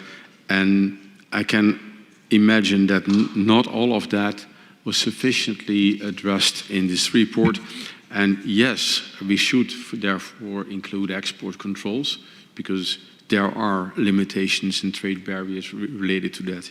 Yes, we should take the 360 into account, because the report would be better by doing it. How to overcome cyclicality? I think that is, for a big part, was also part of the presentations of Rebecca. This is all about creating a long-term vision where companies can bank upon.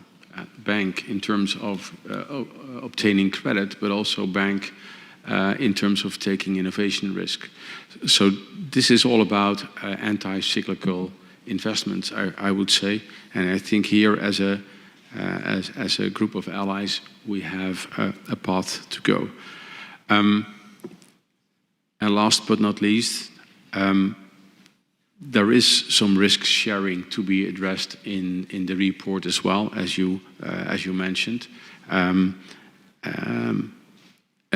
maybe we could bilaterally sit down to see how we can adopt that to the report after this meeting. Now, Mr. Chair, there was a question from the Luxembourg delegation as well, and that question was to Rebecca, and the question was how we could ramp up within Europe, not spending money, but investing it. The report is very clear that we need to build up in a dual-use industrial base that is not fragmented from a technological perspective, but is dispersed from a regional perspective. We really need to build cross-country ecosystems to ensure that the monies that we invest yield from a defense perspective and from a technology perspective, but yield also from an economic perspective in the different countries of our alliance. Because at the end of the day, it's taxpayers' money, and that taxpayers' money needs to also yield for taxpayers. And I see and I recognize your concern, and maybe the allied nations also should develop a vision on what kind of capabilities should be developed within the alliance and where these capabilities could be best pursued. Because we can't be all experts in drone technology. We can't be all experts in kinetic warfare. And maybe we should disperse that a bit over the airlines. And I hope that answers your question. Thank you. Thank you again, Dr. Harding and Bart, for this excellent session. And the report will continue to be developed and revised ahead of its adoption at the annual session in Berlin this November. Dear colleagues, it's now time for a coffee break. Please be back in the room for a prompt start at 11:30. Thank you.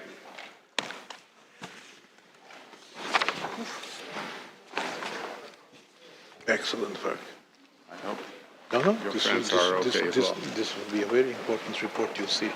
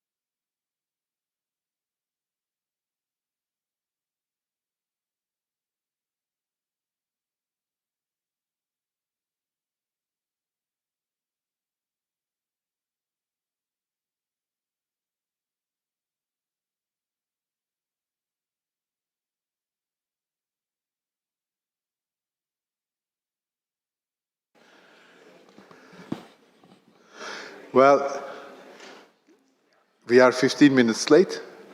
Now we are moving to our next item, a hearing on critical raw materials and impact on defense. To begin, our acting rapporteur, Ms. Annick Pontier from Belgium, will briefly introduce the outline of this report of the Subcommittee on Transition and Development. This will be followed by a briefing from Mr. Peter Handley, Senior Fellow at the European Initiative for Energy Security. Mr. Handley is a seasoned expert in international relations and economic security with senior experience across the European Commission, the Council of the European Union, and the UK Civil Service. At the Commission, he led the development of the EU Critical Raw Materials Act and negotiated strategic minerals partnerships. He now advises international organizations and private sector actors on sustainability, resilience, and strategic resource policy.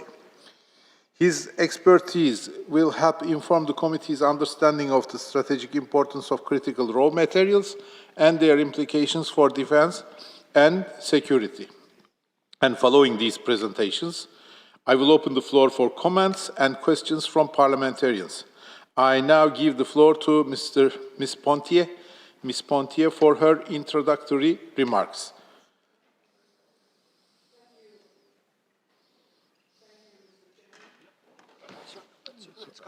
Coming?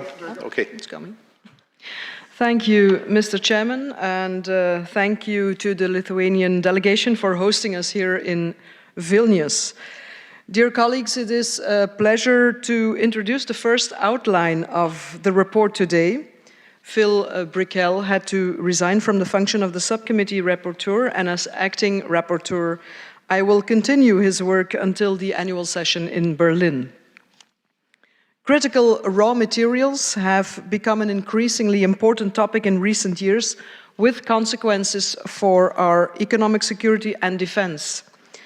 From semiconductors to batteries to armor to targeting and control systems, critical raw materials can be found in virtually every modern weapon system. However, the concentration of mining, processing, and refining of these materials in a select few countries makes our supply chain vulnerable to disruptive shocks and coercion. China is the world's largest supplier of critical raw materials and rare earths, and enjoys a monopoly over refining as the world's largest producer of refined metals.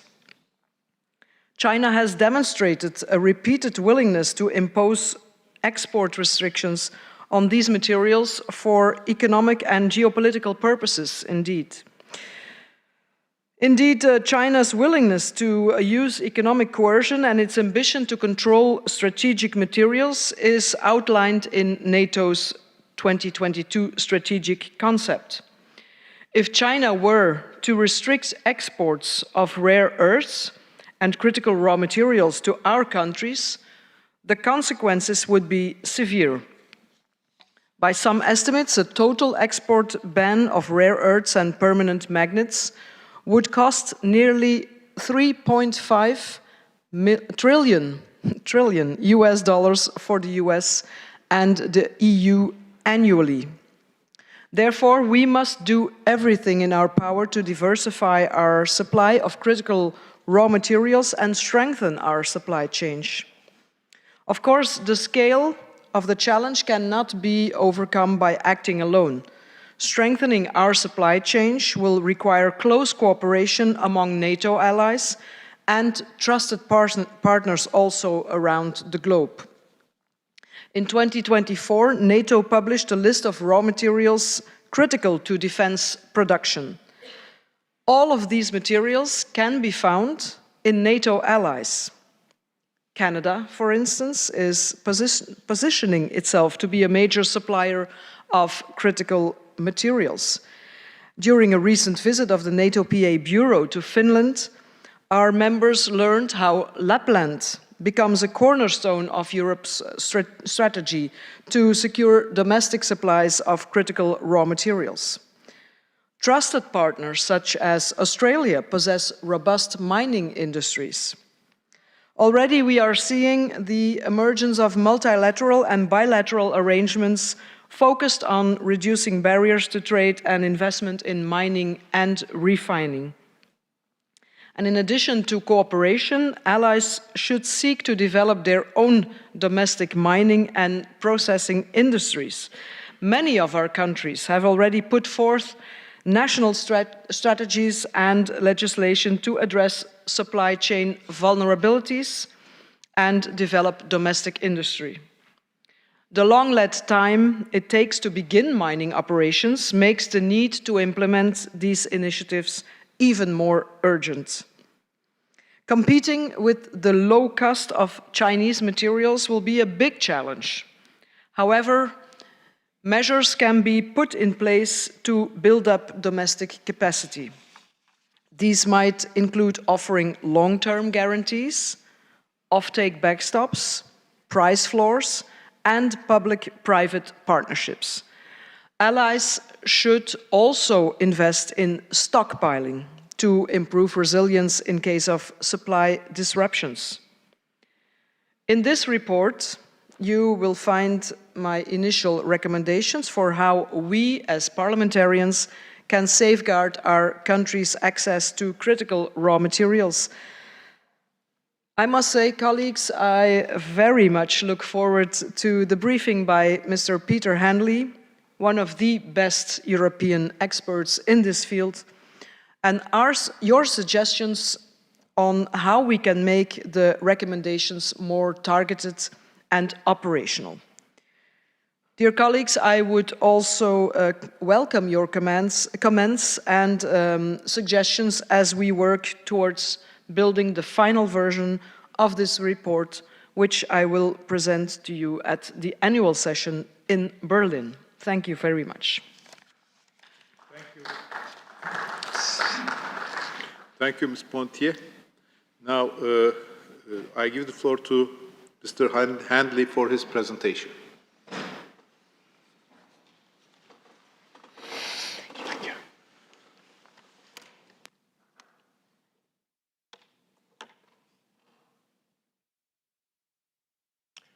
Thank you very much. It's a great honor to be invited to speak before the NATO Parliamentary Assembly. And I'm going to show you a few slides, which I hope will set the scene for a good discussion. I've been working quite closely with the Hague Center for Strategic Studies for a couple of years now. Back in 2023, they issued a very thorough report on how much the defense sector relies on critical raw materials. And this graphic has been used repeatedly by the International Energy Organization and also by the rapporteur for this NATO Parliamentary Assembly report. It may not be very visible at such a distance, but what it shows is that for most defense-related platforms, certain things are indispensable. Things like aluminium, things like copper, things like steel, especially ballistic steel. And then you get into the more exotic things like permanent magnets, which are in all sorts of electric motors, whether they're for drones, for aircraft, for other forms for medical devices as well. And of course, battery-related materials are increasingly omnipresent because batteries are also present in the defense space as well as in the clean energy space. Chromium, equally important. Indeed, many alloying materials that go into steel or aluminium for defense-related purposes are critical for so many of the NATO economies. Curiously enough, the HCSS analysis decided that antimony was not one of the things to worry about, which I find rather bizarre. I'm just back from the EIT Raw Materials Summit, where the CEO of Trafigura was holding up a piece of Dutch-made antimony and saying, if you don't have this, you have soft bullets. And what use are soft bullets? Let me just say that this inspires me to make 4 points. The first is that basic metallic industries like steel, aluminium, copper, lead and zinc cannot be allowed to die in NATO countries.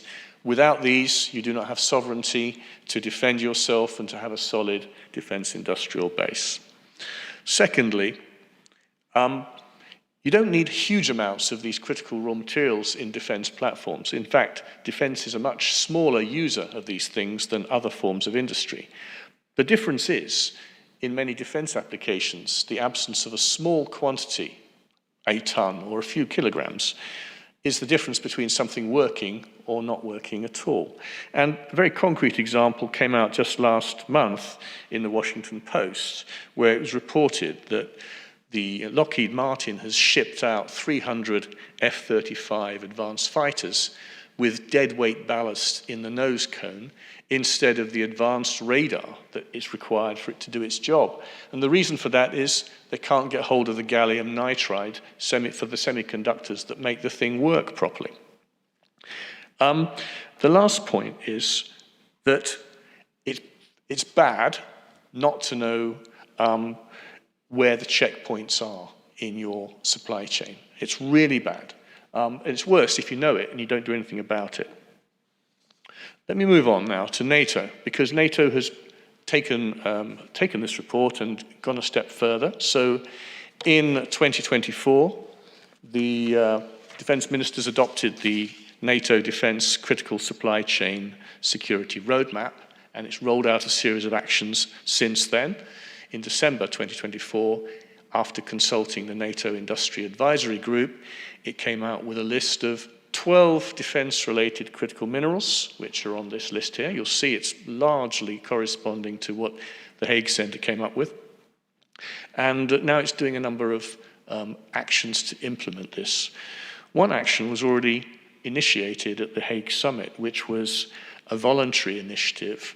It's called a High Visibility Project. There's 12 NATO members, 8 of them EU member states and 4 which are not, so that's Turkey, Norway, Canada, and the United Kingdom, which announced their intention to work closely together on the supply and strategic stockpiling of critical minerals for defense.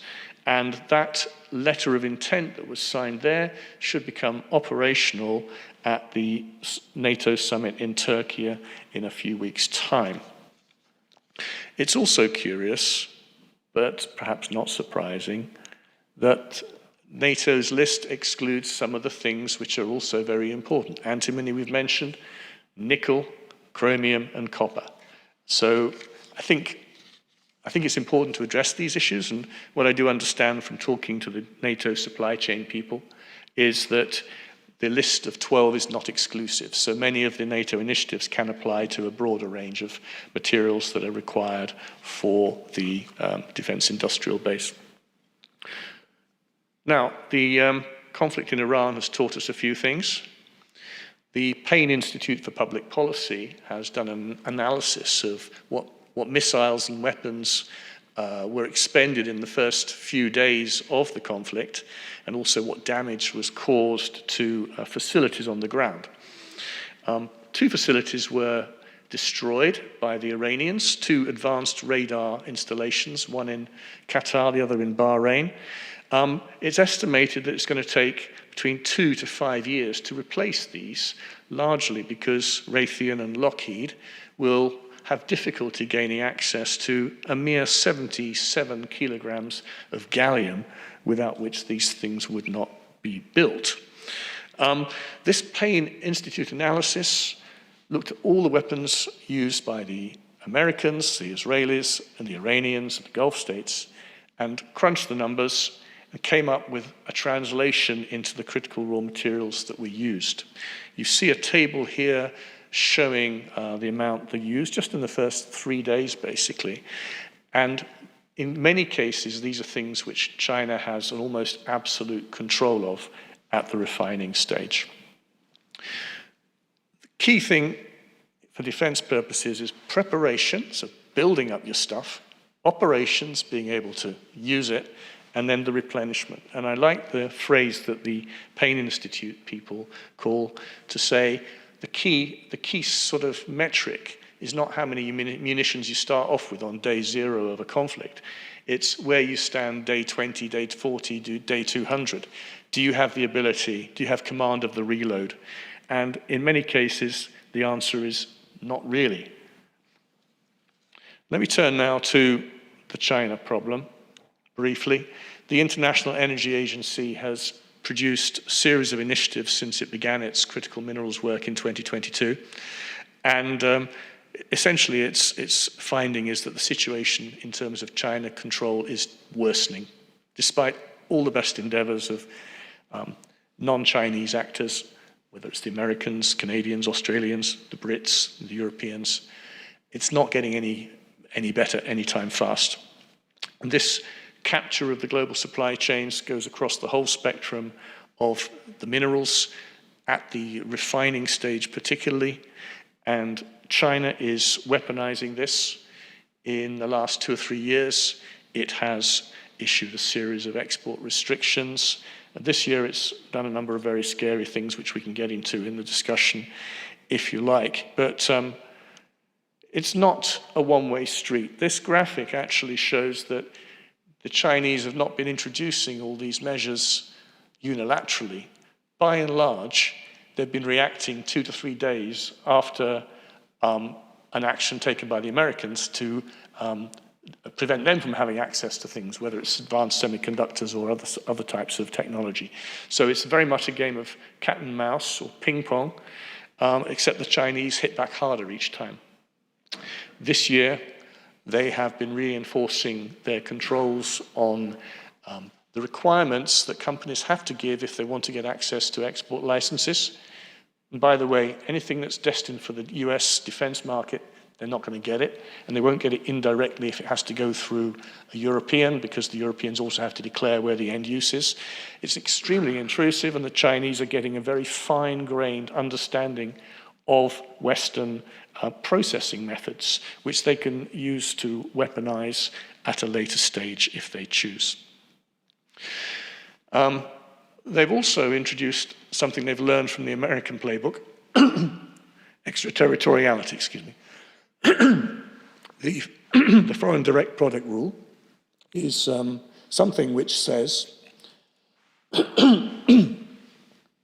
that China can say whether or not, let's say a company like Airbus, can export an aircraft that contains 0.1% of materials made in China. This actual measure is currently suspended as a result of the Xi-Trump bilateral in Busan last October, but there's nothing to prevent it from coming into force in the middle of November this year if the Chinese so choose. Companies can and should be doing something about this situation.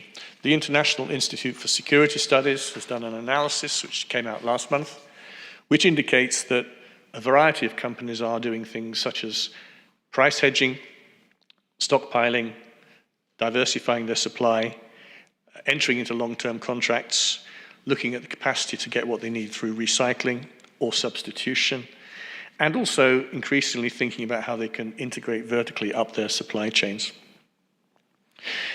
What's very important, in my view, is the signals that governments send, because largely governments are the single customer for defense primes. And the Americans have already for several years been signaling very clearly through regulation that a deadline was coming. And this deadline is the 1st of January 2027, by which time any company wanting to access US government procurement can forget it if it contains any materials from China, Russia, Iran, or North Korea, covering various kinds of permanent magnets, tungsten, tantalum, molybdenum, and more recently, with a slightly longer time allowed to adapt, gallium and germanium. These things will not be allowed in. And the curious thing is that the Europeans don't have anything similar. I'm not sure how many other NATO allies do have this provision about removing foreign entities of concern from their supply chains for defense. But think about it. If there is a conflict and things get hot and kinetic, You don't want to be relying on your adversary for access to materials without which your systems do not work. And I refer back to my original example about the F-35. To conclude, I think it's important that governments and helped by parliaments develop forward-looking strategies, cease just reacting to the last supply chain crisis, that they develop the will to act and apply robust actions, sometimes hitting back, sometimes hitting first, to protect their supply chains. Secondly, don't try and do everything at once. Have a focus, and this is where it's good that the NATO list is 12, because it tells people to zoom in on the most obvious areas of concern. Third point, I see this too much. Many companies think, oh, I can just carry on, I'll go and buy the cheap stuff, it's still available to me, and if I get into problems, it's a government problem. This is negligent, and governments are getting increasingly twitchy about this. So companies should really start to be proactive. In the case of the US rules, for example, companies under the National Defense Authorization Act, they're required to analyze their supply chains in depth. They're required to identify which materials come from the countries of concern, and they're required to have a compliance strategy in place before the end of this year. Many other NATO countries should do the same. Fourth point, governments have to lead, and one area in which they should lead is the rules of the game for procurement. They should also lead in helping to de-risk things which are beyond the capacity of individual companies. And this also includes financial de-risking. The last point, and very much relevant to this particular setting, is it is possible to de-risk supply chains from China or other hostile actors, Russia being one, but not if everyone acts on their own as countries or as companies. There has to be collaboration, cooperation, and this is where I believe that national parliaments here should be working closely with their governments to make sure that this kind of international cooperation amongst like-minded countries does in fact take place. Thank you very much. Thank you. Now I'm opening the floor for questions. First, I will get the questions for Mr. Peter Handley, and then the questions for our rapporteur. Yes. First on my list is Dane Lloyd, Mr. Dane Lloyd from Canada. Thank you very much for the very insightful report. I think often when we're talking about critical minerals and the supply chains, we forget the supply chains that are required to produce those critical minerals. With the closure of the Strait of Hormuz, we've seen a near tripling in some markets of the price of sulfuric acid, a previously cheaply obtained byproduct, which is essential for not only critical mineral production, copper production, but also fertilizer in our world food supply. And I would argue that our food security is just as important as our defense security. Is there any question about adding sulfuric acid or sulfur as a critical mineral to ensure that we can protect our food supply chain and our critical mineral supply chain? Thank you.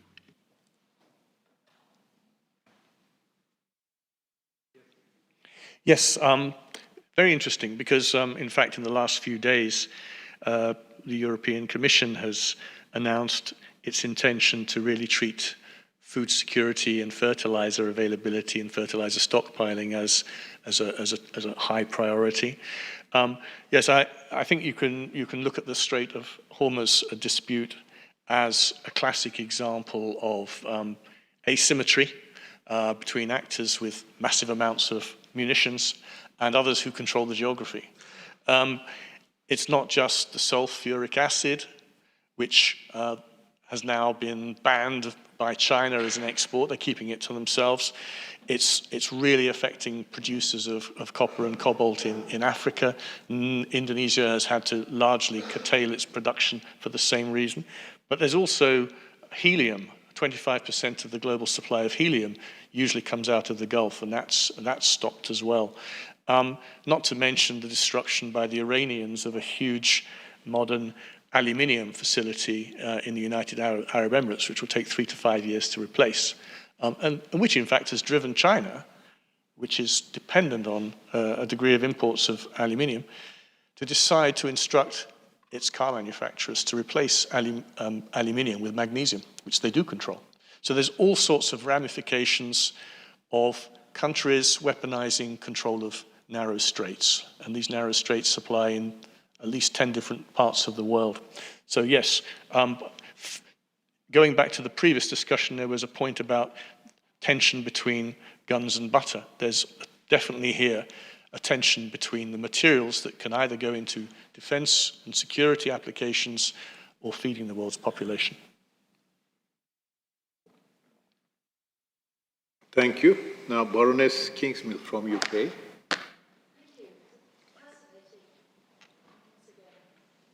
It's the technology. It was a fascinating discussion on an area about which I know very little, so thank you very much for that. But perhaps you could give us some information about, clearly, governments are going to have to try to become more self-sufficient if they are to manage this particular threat. So what are the financial instruments and what other methods could governments use to develop a domestic mining industry and, you know, maybe to encourage friendshoring, promote trade in critical raw materials between allies and partners? There seems to be several methods available, some easier than others to initiate, but to counter this. I think the Americans are showing us a very good way to proceed in this space. They have started, in fact, in the first Trump administration, but more recently, they've declared that critical minerals is a national security issue. And they've applied all sorts of measures to follow through on that. The way that they're using their Development Finance Corporation, which has been remandated with a huge budget, to go out and seek critical mineral projects, to invest equity, to do loans, to do guarantees. The way that they're also looking domestically to apply financial tools and bring in private finance alongside some federal finance. The way that they're using their Exim Bank also to address the needs of off-takers. Sorry, is my microphone not on? Thank you. Now I give the floor to Mr. Tahir Mirkishli from Azerbaijan. Thank you very much, Mr. Chair. I want to thank to Ms. Montier and Mr. Hantley, very nice and very comprehensive presentation. Indeed, this subject is very important, and it's right positions that the NATO countries have identified dependence on a limited number of the suppliers for low critical as a strategic vulnerability. But I think there is a very important to understand that in this context, we have two very important issues. The first one is to find them, and the second is to mine them. Now the China is very important role, not because of that they have such resources. Because of that, during the last 10 years, China established the main infrastructure to mine critical roles. And as per the analysis, if we find these resources in all of the NATO countries, it will take from 15 to 20 years to establish infrastructure to mine the critical raw materials. The question is that, what do you think? It's not too long? And the second question is that, if it is too long, then the role of the trusted countries is rising very sharply. What role do you see for the trusted countries? Especially Azerbaijan is situated in the middle corridor, and it's very important for me, how do you think that NATO can integrate the middle corridor to their security strategy to establish the right supply chains for the countries? Thank you very much. I'll keep the answer brief. I don't think the key to this is the mine. I think the key to this is the midstream, because that's where China has the chokehold. So it's the processing, the separation, the refining, and the know-how to do this. I think it's also the infrastructure that gets things from the resource-rich country to the user market, and that's where the middle corridor as a transport network becomes very important. The mine itself, it does take a long time if you're talking about a new greenfield mine, but in many jurisdictions, and this includes in the European Union, you do have existing mines which can be expanded. You also have tailings which can be used to recover critical raw materials. These things do not take the 10, 15, 20 years that traditionally have been the case for mines. And it's also very important, if you are talking about mining, that you address the permitting timelines as the Europeans have been doing through the Critical Raw Materials Act, as the Americans are doing as well. Thank you. Now I'll give the floor to Congressman Norcross from the United States. Thank you very much, and a really interesting presentation. Oh, sorry. Not a problem. Thank you. You just touched base on the issue I wanted to bring up. Certainly the raw materials, finding and pulling those out, including tailings, but even if you have it and you can't process it or refine it, that is equally a problem. To try to set that up, because as you mentioned, this can be quite a process, environmental issues, and all those other issues. Equally important to having the raw material is being able to put it in a condition where it becomes useful. If you could expand a little bit on that, we would appreciate it.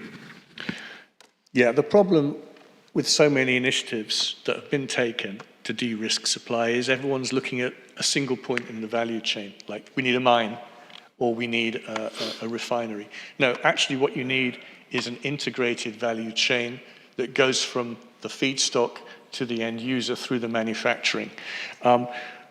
Some examples are quite telling on this one. So at the moment, the Europeans are making quite good progress on the rare earth and permanent magnets supply chain.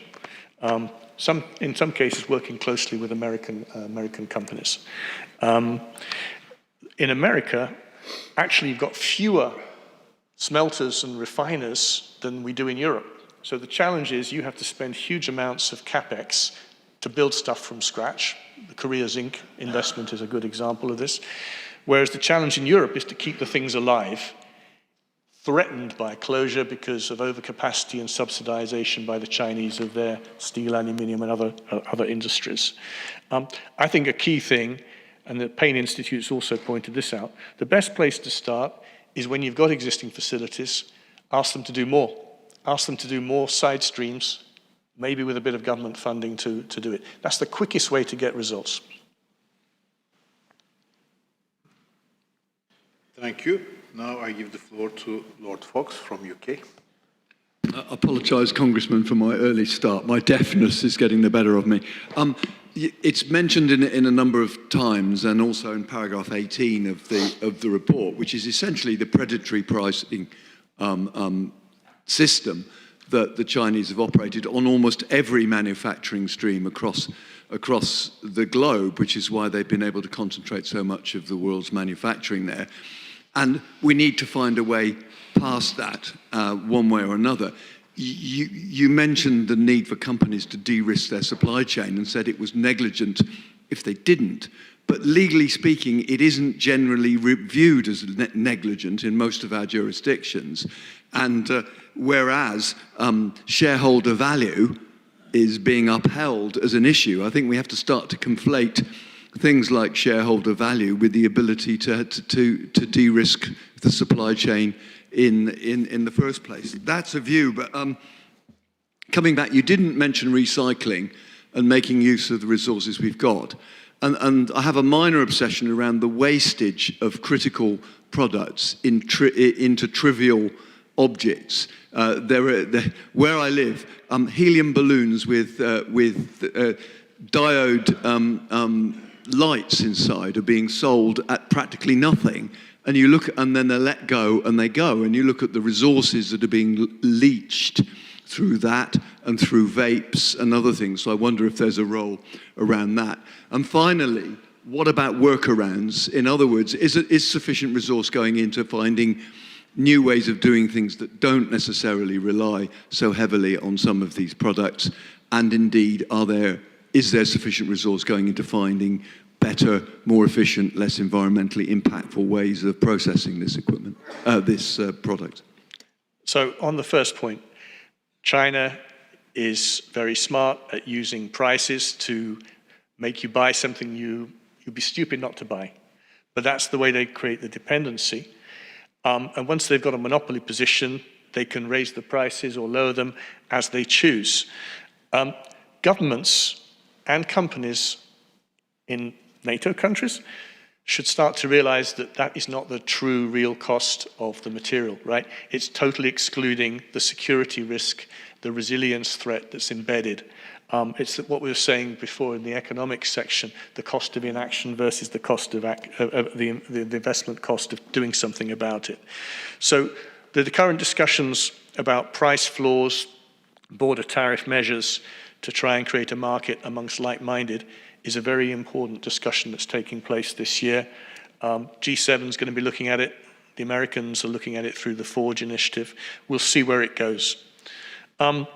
Recycling is indeed a very important part. Just think about the end of use or the process waste aspects of many things that go to do with producing aircraft, for example. Titanium, you can capture huge amounts of titanium as you go along. You can recover it from end-of-life aircraft and engines and so on and so forth. So I would certainly say that, as the European Defence Agency is doing, really do dig down very deep into the potential for looking at what's already in your economy in the form of products and you can use to offset some of your external supply risks.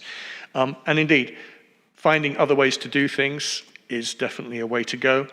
Some car manufacturers, for example, are looking at electric motors that do not require permanent magnets at all. So all these kind of substitution or advanced material pathways, they form part of what should be a rational approach. It's part of the European Union's critical minerals strategy. I'm sure it's part of other NATO countries as well. Thank you. Now, I'm closing the list for questions to Mr. Handley. And I have 3 more questions, which I will take all of them together. First, our General Rapporteur, Bart Kroon. Thank you, Chair. My question was just answered because the same question was raised from the UK delegations. Thank you very much. Thank you. Professor Karakaya from Turkey. Thank you. Thank you for your remarks. As NATO seeks to reduce its dependence on China for critical minerals, do you see Turkey becoming a key supplier and processing hub for allied supply chains? If so, what steps should be prioritized to achieve this? Thank you. Thank you. And finally, Zoran Dragicic from Serbia. Thank you very much. I try to be my question very short. It's about lithium critical material for product of batteries. My country has a big reserve of this critical material, and my question is just about situation with lithium as a critical material in this moment. Thank you. Yes, the floor is yours. Thank you very much. And if you may, let me just say a word about Ukraine as well after I've addressed those two points. Yes, Turkey does indeed have the potential to become an important hub in the NATO defense industrial base. It's a very important producer of things like borates, of antimony, a range of other things. The relative weakness of Turkey so far has been it's been largely in the extractive mode and sending lots of stuff off to China for refining. So if Turkey has a strategy of moving along the value chain and maybe working closely with other NATO allies, including the Europeans, on the technology and the know-how that goes along with that. I'm pretty sure that this idea of valorization inside the Turkish economy would help to reinforce a resilient supply of many critical minerals to NATO partners.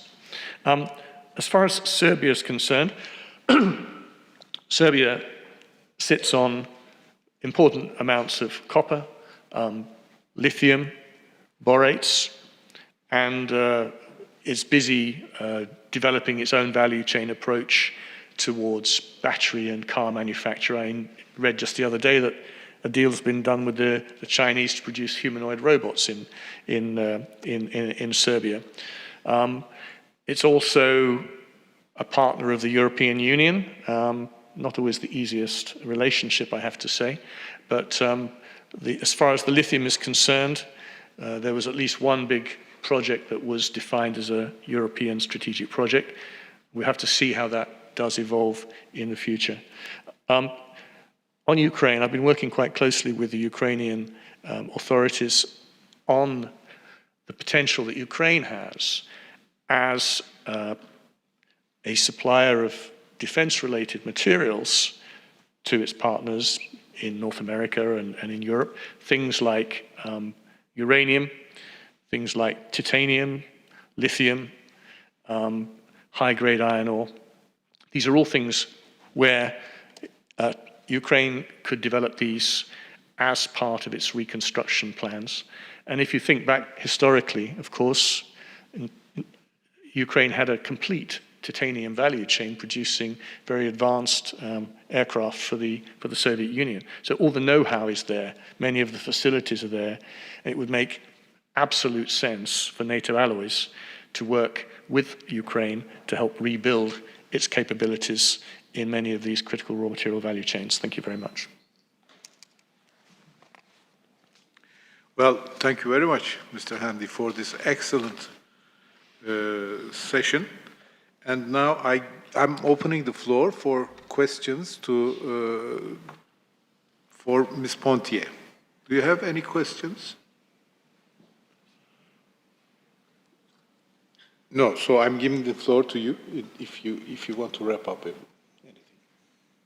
Well, thank you, Mr. Chairman, and thank you for the interesting views of our expert towards the report that was established. I see that everything was very clear, and we have tried to make it as elaborate as possible.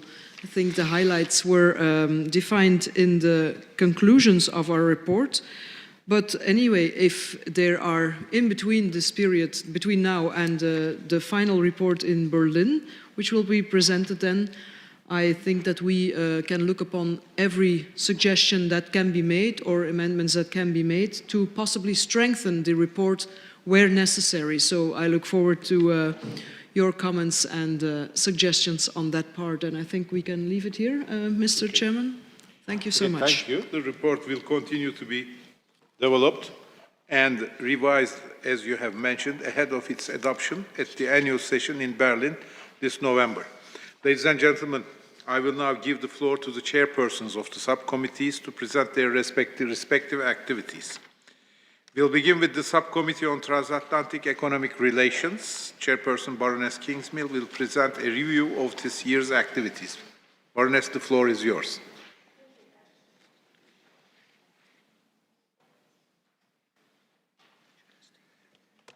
Dear colleagues, it's a great pleasure to see you all here in Vilnius, and it's lovely to be in this beautiful modern emporium. If you could, those of you who've visited our working conditions in London will know that beautiful though they may be, they're nothing like as practical and comfortable as these. So welcome and thank you. I will be presenting the subcommittee's report on transatlantic energy security and the impact on defence later on this afternoon, immediately following lunch. So I won't dwell on it here in any sort of detail, but what I will do is tell you a little bit about the upcoming activities that the committee has. From the 8th to the 11th of June, the subcommittee will join the Science and Technology Committee for a visit to Washington, D.C. and to Boston. This is a high-level fact-finding mission, and it will bring together 40 parliamentarians from 18 countries, and we will examine economic resilience, defense innovation, and transatlantic security. In Washington, members will engage with senior representatives from the World Bank, from CSIS, Amazon Web Services, RAND, the United States Congress, and the Department of War on key issues including energy security, artificial intelligence, defense industrial partnerships, and of course, strategic competition. In Boston, our program will focus on cutting-edge technologies and innovation through visits to Mass Challenge, MIT Nano, MIT Sloan, and RTX. Throughout the visit, discussions will underscore the growing strategic importance of critical raw materials, which we've just heard a brilliant exposition about, defense technologies, industrial capacity, and innovation ecosystems. It will provide members with a valuable opportunity to deepen parliamentary understanding of how economic, technological, and industrial strength increasingly underpins NATO's collective defense and long-term resilience. For those who wish to consult further details, our digital program is available online. Thank you. See you later after lunch. Are there any questions or comments? No? Thank you very much, Baroness. Thank you. I now turn to Mikko Savola from Finland, who will be presenting the subcommittee on transition and development activities as acting chairperson. Mikko, the floor is yours. Thank you, Mr. Chairman. Thank you, my friend Faik. Dear colleagues, as acting chairperson of the subcommittee of the transition and development, I would like to take this opportunity to express our sincere gratitude to former chairperson Tamas Harangozo for his dedicated service to the subcommittee. As Tamas is no longer a member of the Hungarian parliament, he has stepped down from this role. We thank him warmly for these valuable contributions and wish him all the very best for the future. Our subcommittee's report has just been represented by our acting rapporteur, Mrs. Annick Pontier from Belgium, during the hearing on the critical raw materials and the impact on defense. So I will now elaborate further on its substance at this time. Well, looking ahead, our subcommittee will join Defense and Security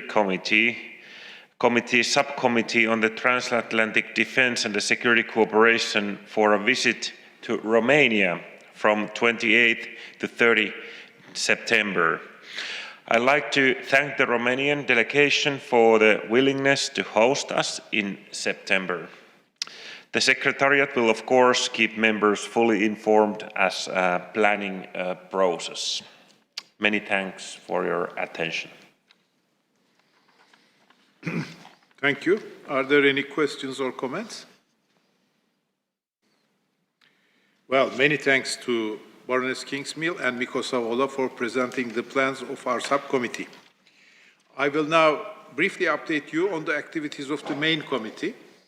During our March meeting in Paris, Economic and Social Committee members and Security Committee members engaged with OECD leadership and leading experts on the critical economic dimensions of allied security. Discussion focused on sustaining increased defense investment, strengthening economic resilience, securing supply chains, and addressing challenges linked to critical raw materials, energy security, and industrial capacity. These exchanges have made an important contribution to the committee's ongoing work to ensure that the transatlantic alliance remains economically strong, strategically competitive, and prepared to meet evolving security challenges. The committee also visited for the first time the Central Europe Pipeline System headquarters in Versailles, a key component of NATO's fuel supply infrastructure in Europe. Members were briefed on the strategic importance of the NATO pipeline system, which transports fuel across allied countries in support of military installations and major civilian airports. Well, are there any questions about those activities? I see no. Dear colleagues, we will now break for lunch. I wish you an enjoyable meal and kindly ask you to be back in the room at 14:30 sharp so we can continue with the rest of our agenda. See? 1 hour before. Half an hour before.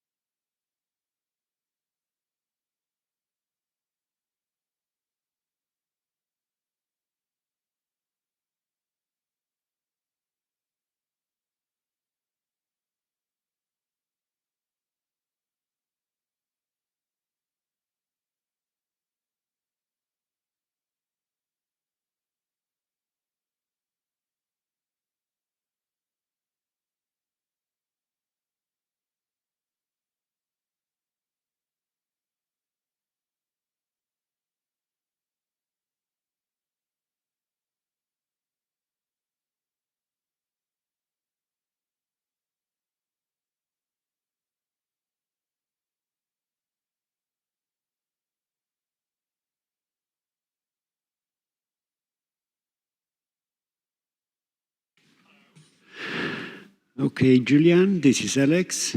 Can you hear us? Okay, can you speak?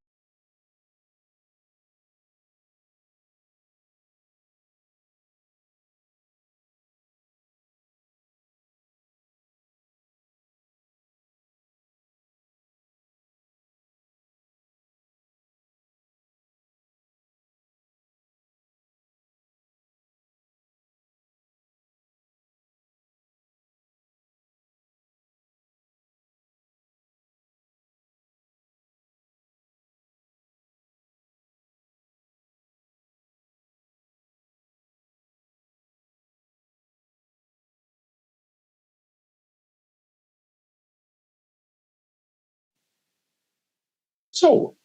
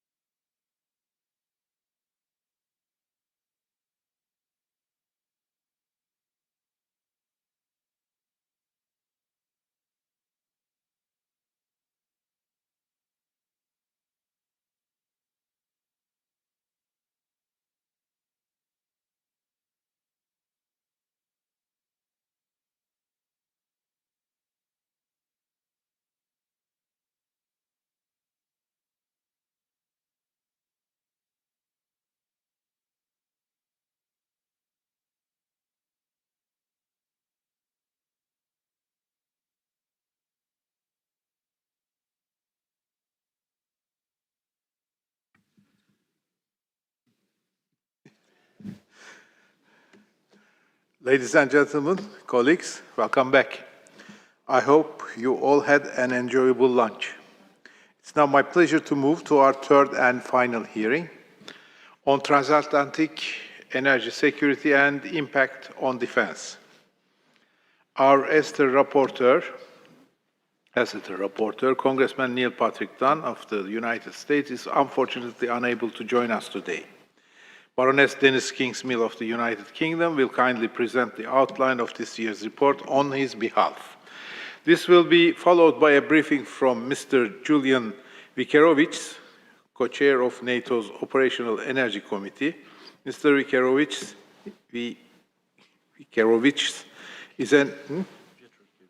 Vikerovich is an experienced energy security analyst and policy expert currently working within NATO's Defense Policy and Planning Division. His distinguished career has included senior work on the NATO-Russia relations, diplomacy within the Polish Ministry of Foreign Affairs, and extensive research on European energy security and climate policy. His expertise will provide an important contribution to the committee's work on transatlantic energy security and its implications for defense. Following these presentations, we will open the floor for comments and questions from parliamentarians. I now give the floor to Baroness Kingsmill for the rapporteur's introductory remark. Thank you, Mr. Chairman. Microphone. Yeah. Is that on? Thank you. Thank you, Mr. Chairman, and thank you to the Lithuanian delegation for hosting us in your beautiful parliament. I've made my comments clear about it. It's very lovely and very efficient. Dear colleagues, it's a pleasure to speak to you today and to introduce the Subcommittee on Transatlantic Economic Relations, the draft report which has been prepared by Congressman Dunn, who sadly can't be with us today. He is the rapporteur on this report, which is basically an outline on energy security. So I will introduce it in his place, but the work is his. Energy is the backbone of our societies, our economies, and our defense. It is in our interest to do everything we can to safeguard it. We have weathered, and that's probably quite a good word to use in the circumstances, we have weathered several energy crises in recent years. Russia's full-scale invasion of Ukraine exposed the risks of over-reliance on hostile actors. The current energy crisis, due to the conflict in Iran, threatens Europe's fuel supplies and has driven up prices. Both crises demonstrate the importance of maintaining stable and reliable access to energy resources.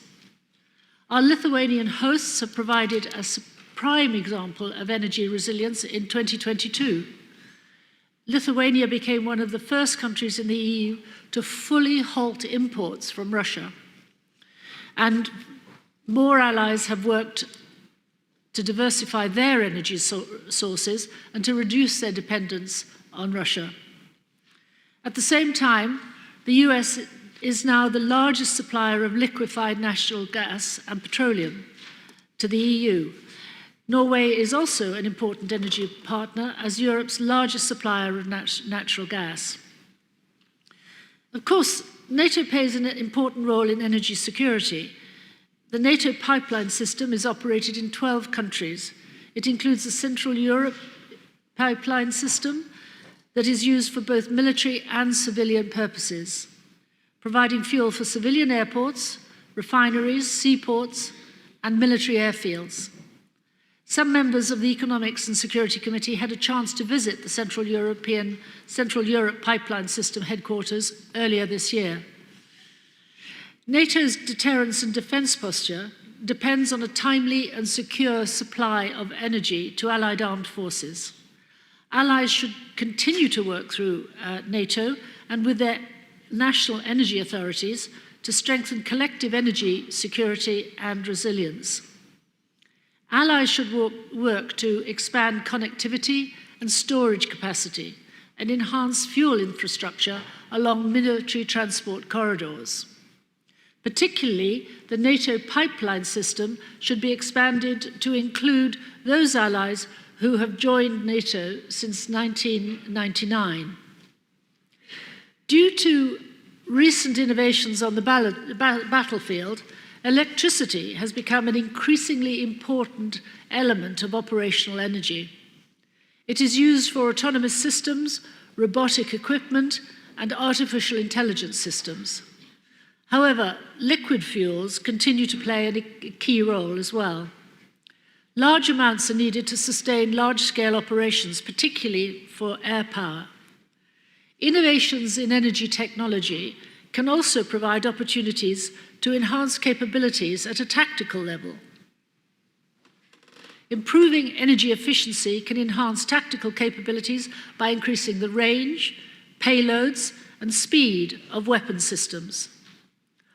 All of these factors should be considered when designing approaches to enhance energy security, and they are included in the report. As parliamentarians, we have a unique responsibility and the ability to shape our country's energy security policies. In this draft report, you will find some initial recommendations on how we may strengthen our energy security and resilience. I very much look forward to the briefing by Julian, who works with NATO, and your suggestions on how we can make the recommendations more targeted and operational. I would also welcome your comments and suggestions that I will, of course, pass on to Congressman Dunn, who I hope to see next week in Washington, as he works towards building the final version of this report. Thank you.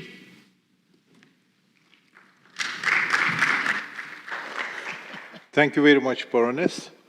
Now I give the floor to Julian Vietorokiewicz for his presentation.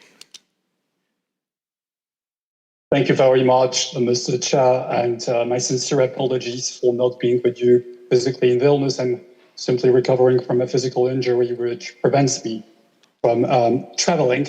It is my extreme pleasure to brief you. Indeed, I work at NATO HQ working on operational energy. What does it mean in English? In English, it means the kind of energy used by the armed forces. And if I say as an introductory remark, energy is a critical defense enabler. We may have the best weapons in the biggest quantities. We may have the best industrial base on the planet, but we will not get far if we do not have the energy to enable and sustain our operations. And to make things complicated, more complicated, this energy comes from the civilian market. So if the civilian markets and the military are not aligned in that regard, there is a problem. May I have the next slide, please? So I'd like to start with the very basis. What you have on the screen is the energy mix of NATO's armed forces, divided by 3 domains: the air domain, the maritime domain, and the land domain in peacetime. I cannot give you the exact wartime figures, but I can tell you that these proportions would roughly be the same. That is, the vast majority of our energy needs would be coming from the air domain, so everything that flies. This is where we would need the biggest quantities of energy. In that context, kerosene, so aviation fuel. Second is maritime, which sails on maritime diesel and potentially other fuels in the future. And the last one, the smallest one, is everything that rolls, so tanks, trucks, the land domain. Now, if there is one thing that I would like you to retain from this slide, is that we really, really need aviation fuel. We need it even more because if we go to war, the moment we go to war, we would start to apply what we call the single fuel policy. That is, we would be flying and rolling on aviation fuel in 2 domains. Why? The reason is very simple: to keep our logistics simple. Because otherwise, you would need one supply chain for everything that flies and a separate parallel supply chain for everything that falls. We want to avoid that. So if there is one thing that I would ask you to remember after today, aviation fuel is key to enabling our forces. May I have the next slide, please? And what about, let's start with our demand. Our demand is increasing. Why is it increasing? Well, because with 5% GDP, we are buying more equipment. So we will need more of energy and more particularly liquid fuels, aviation fuel. We will also need more of it because the equipment that allies are buying, including European allies, which is a very good thing for NATO as a whole, is much more energy intensive than legacy equipment. Case in point, on the left-hand side of the screen, you have a fighter jet, the F-16. Its younger brother, if I can call it that way, the F-35 that European allies are now deploying and that is widely used by the US, drinks, if I may use that term, 60% more fuel.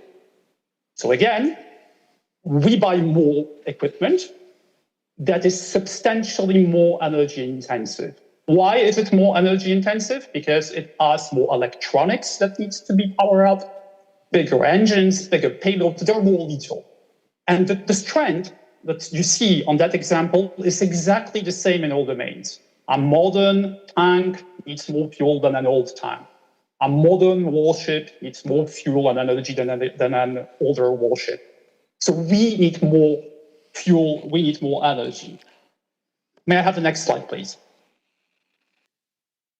And by investing in capabilities today, we are locking in a long-term dependency by our military on liquid fuels, and again, more specifically on aviation fuel. Why? Because the equipment that is entering service today will stay in service for many decades to come. What you see on the slide is an average lifespan of military equipment across these domains.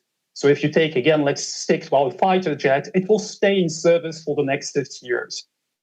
So the lifespan is much, much, much longer than in the civil domain, where, for instance, a airliner used by KLM, Delta Airlines will fly for 20, maybe 25 years before ending its life. So just to sum up at that point, we will need more energy, specifically aviation fuel, for a very, very long time. May I have the next slide, please? So where do we get this fuel from? Today, in 2026, aviation fuel is typically produced in refineries. What you see on the slide is an average output of a refinery in the Euro-Atlantic area. What we need from this refinery as the military is the green portion of the chart. That's kerosene, that's aviation fuel. What will happen within the next 25 years in developed economies is simple. We will start electrifying road transport because we will be moving to electric cars, not because this will be imposed on us, but because batteries will become less expensive and EVs will become more accessible, more interesting for the consumers. What this will lead to is a complete, it will put a lot of stress on the refining base across the Euro-Atlantic area. If we take Europe, I don't have a crystal ball. If I would have one, I would not be sitting here. But according to various estimates, the refining base in Europe will shrink between 40 and 80% over the next 25 years. It's not a long period of time. I remember vividly how I was celebrating the year 2000. So a problem will emerge because basically what electrification will do, again, looking at the slide, the yellow part is gasoline, diesel, the red part is gasoline. They will be removed and their refinery cannot simply produce aviation fuel. It needs to produce these other types of products to sustain itself. The moment these other types of products will gradually disappear, the business case of refineries will become extremely difficult. And I can tell you that when, as NATO, we talk to various refiners that operate globally, they all tell us the same thing. there is no business case for us over the long term in Europe because other markets will be more interesting economically. Africa, Southeast Asia, open parentheses, less developed, less rich economies who will not electrify so rapidly. Although there is a problem that is emerging, a serious problem for deterrence and defense, because the refining base will go down radically. May I have the next slide, please? But there are two sectors that will not be so easy to electrify. The first one is, as I hope you understand by now, the defense sector. And the other one is the civilian aviation sector. And the fate of these two sectors, the way we see it, is increasingly interlinked. So the natural follow-up question is, okay, so if for the military aviation fuel is so important, what will be the civilian aviation sector flying on? And if you look at the European example, EU legislation will force every airline flying over Europe by 2050 to fly on 70% of sustainable aviation fuel, SAF, and 30% kerosene, conventional aviation fossil fuel. So you would assume, well, okay, great. Well, how about you, the military? You just simply adapt yourself and use these two types of fuels. There are two problems related to that. When it comes to alternative fuels, sustainable aviation fuel that will be used in the civilian by civilian airliners, there are two types, and I'm simplifying things on purpose. The first type is so-called biofuels, so bio kerosene, let's call it that way. And there are various types because you can produce them, you can produce it differently from various ingredients, if I can call it that way. The problem here is twofold with these fuels. Not all of them are compatible with military requirements. So not all biofuels are compatible with military engines. That's one. Second, perhaps more strategic, some of these biofuels rely on feedstock that needs to be imported, for instance, from China, which is not exactly a grant-winning strategy from a military perspective, if you will. The other type of sustainable aviation fuel, which will also be mandatorily introduced in Europe, is eSAF, with E standing for electricity. So, cut the long story short, you use electricity to produce fully synthetic aviation fuel. And this is not a new concept. This technology was introduced in the 1920s. It was used by some during the Second World War. There's nothing new in here. This technology is now resurfacing because it's sustainable. To produce it, however, you need a lot of electricity. And then, once you have that, you can produce it anywhere. You can produce it on an island. You can produce it underground if you choose to. You can produce it on a ship if you choose to, as long as you have enough electricity. The problem with that technology is, as it is so energy intensive, so electricity intensive, it is expensive, especially in places where electricity is expensive. Where is it? In Europe, for instance. Next slide, please. So, we talked about demand, supply. Let's talk about distribution, which is another problem. During the introductory remarks, you heard about the Central Europe pipeline system, which you see displayed on the slide. Indeed, it connects refineries, seaports, and military and civilian airports in Western Europe, mostly in Southern Europe, and some parts of Denmark and Germany as well.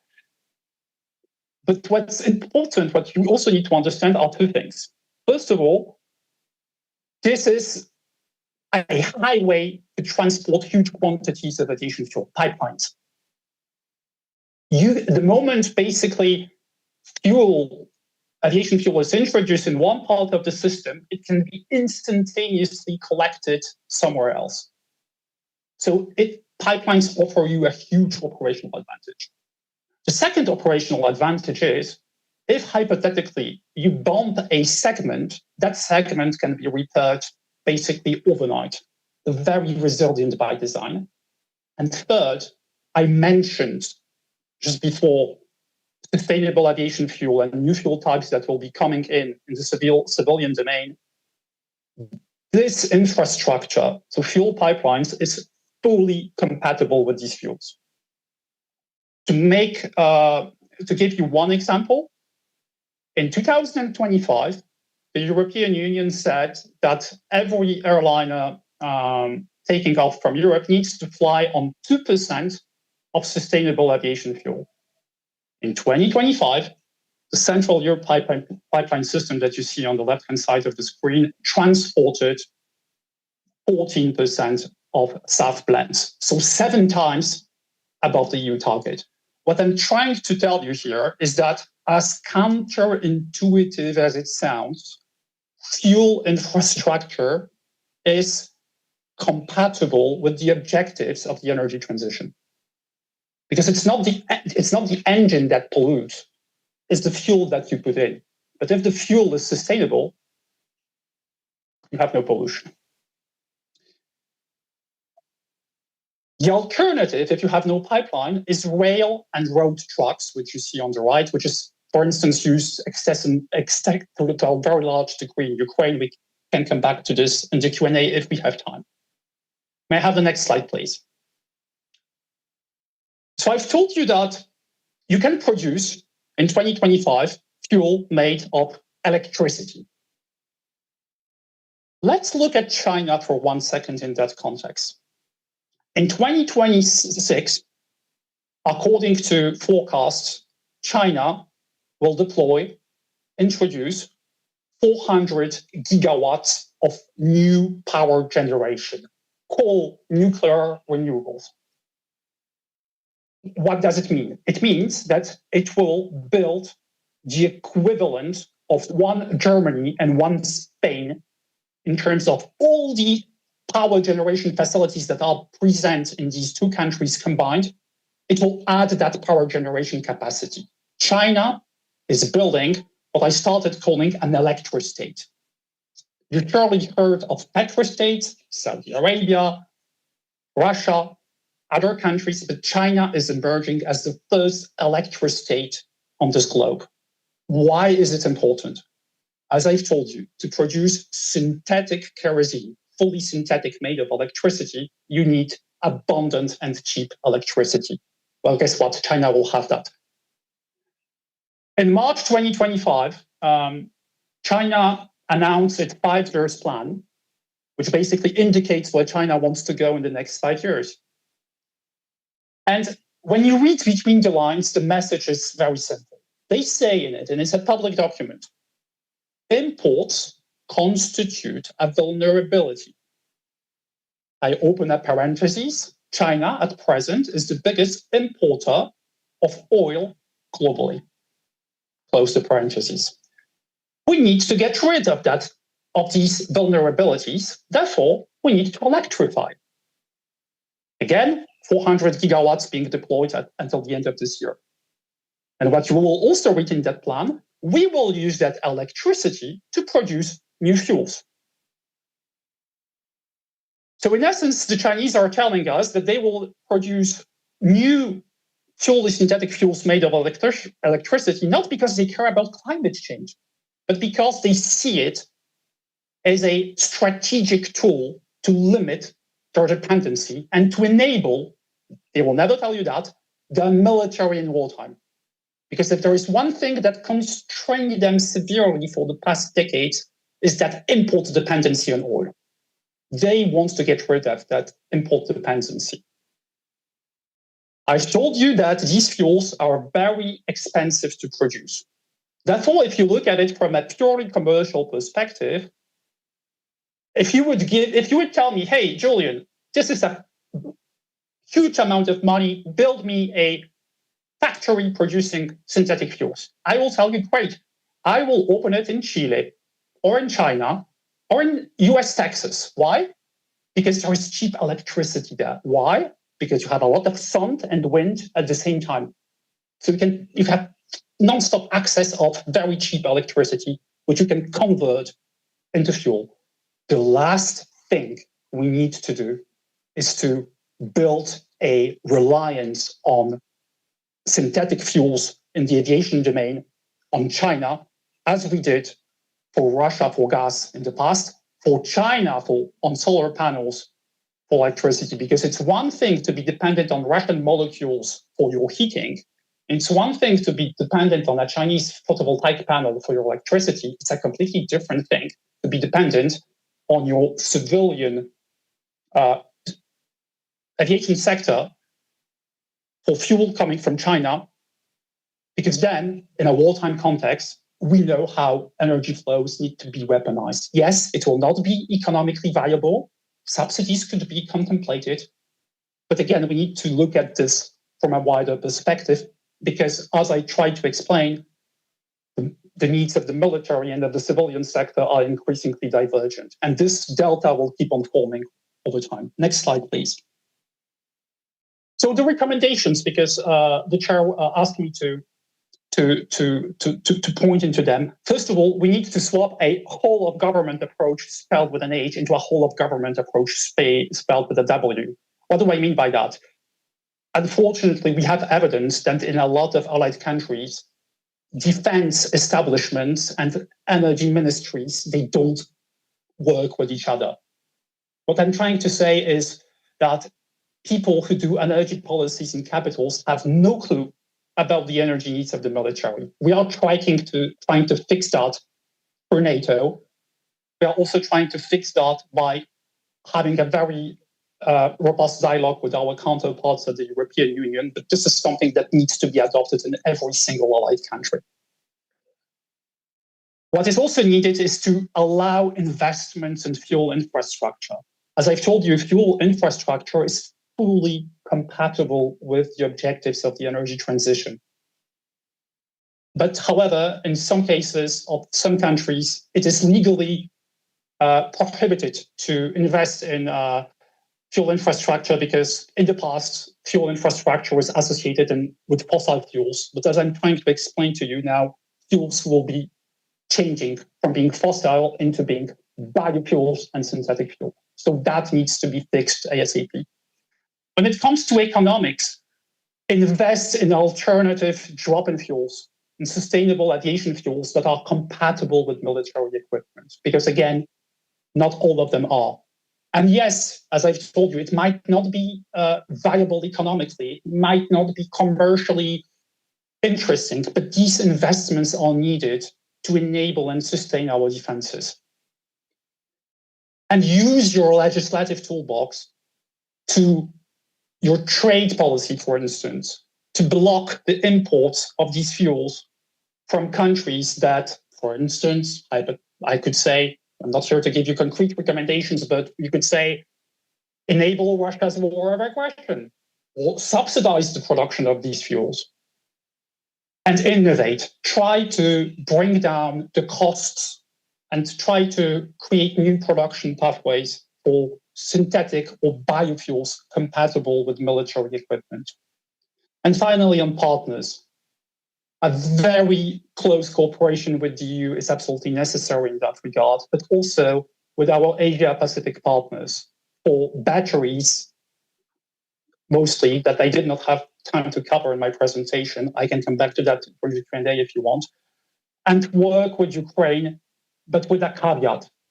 Why with a caveat? Because the war in Ukraine gives a very twisted image of requirements for operational energy. I can explain why during the Q&A if we have time. Next slide, please. And this concludes my briefing. Standing ready to take any questions.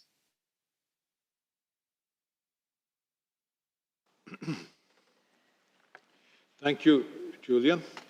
Now I'm opening the floor for questions. And the first question is coming from Baroness Kingsman. Yes, I have I have a few questions, really. I mean, first of all, you haven't. I don't notice any mention of grids in the in your presentation. I wondered if you'd expand a little on that. And also, electricity has to be generated by some fuel or another.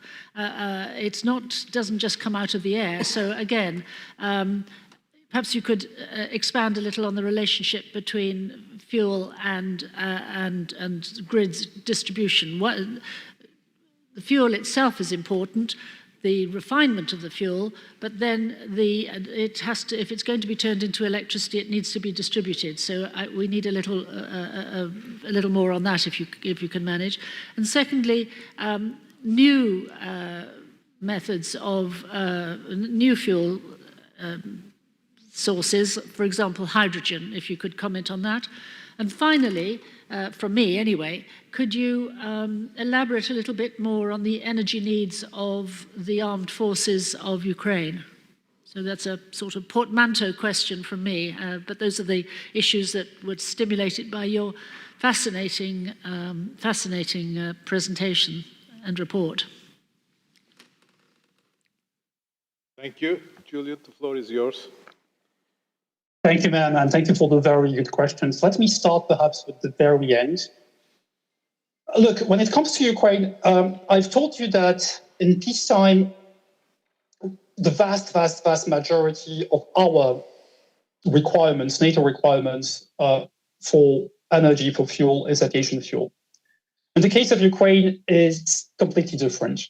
Why is it completely different? Because we collectively, as allies and the West, decided to give Ukraine certain capabilities, but not some others. For instance, we did not provide Ukraine with modern fighter jets in numbers. What it does, it prevents Ukraine from piercing Russian air defenses. We gave, however, to Ukraine a lot of anti-air defenses because it desperately needs them, because Russia keeps on plundering their grids and their power plants. So what I'm trying to say, no one has freedom of maneuver. No one can fly freely over in that part of Europe. Ukraine has no air superiority over Russia, and Russia has no air superiority over Ukraine, because we gave them very strong air defenses. So you have a static front, and you have a lot of drones involved. What it does from an energy consumption point of view, actually, I just remember, can we have the next slide? I have a backup slide. Can you have the next slide, please? And the next one? No, the next one. Not the previous one, the next one. The next one. The next one. Yes, there is no air dominance in Ukraine by none of the parties. Ukraine flies, but very modestly. It uses its fighter jets to relieve the pressure on its defenses. When there is a cruise missile oncoming, there is a Ukrainian F-16 or Mirage that takes off to shoot it down, because it's the most effective way. So their demand for aviation fuel is very, very limited. That being said, war is still incredibly energy intensive, and Ukraine needs a lot of diesel. Why? Because it needs diesel to do two things.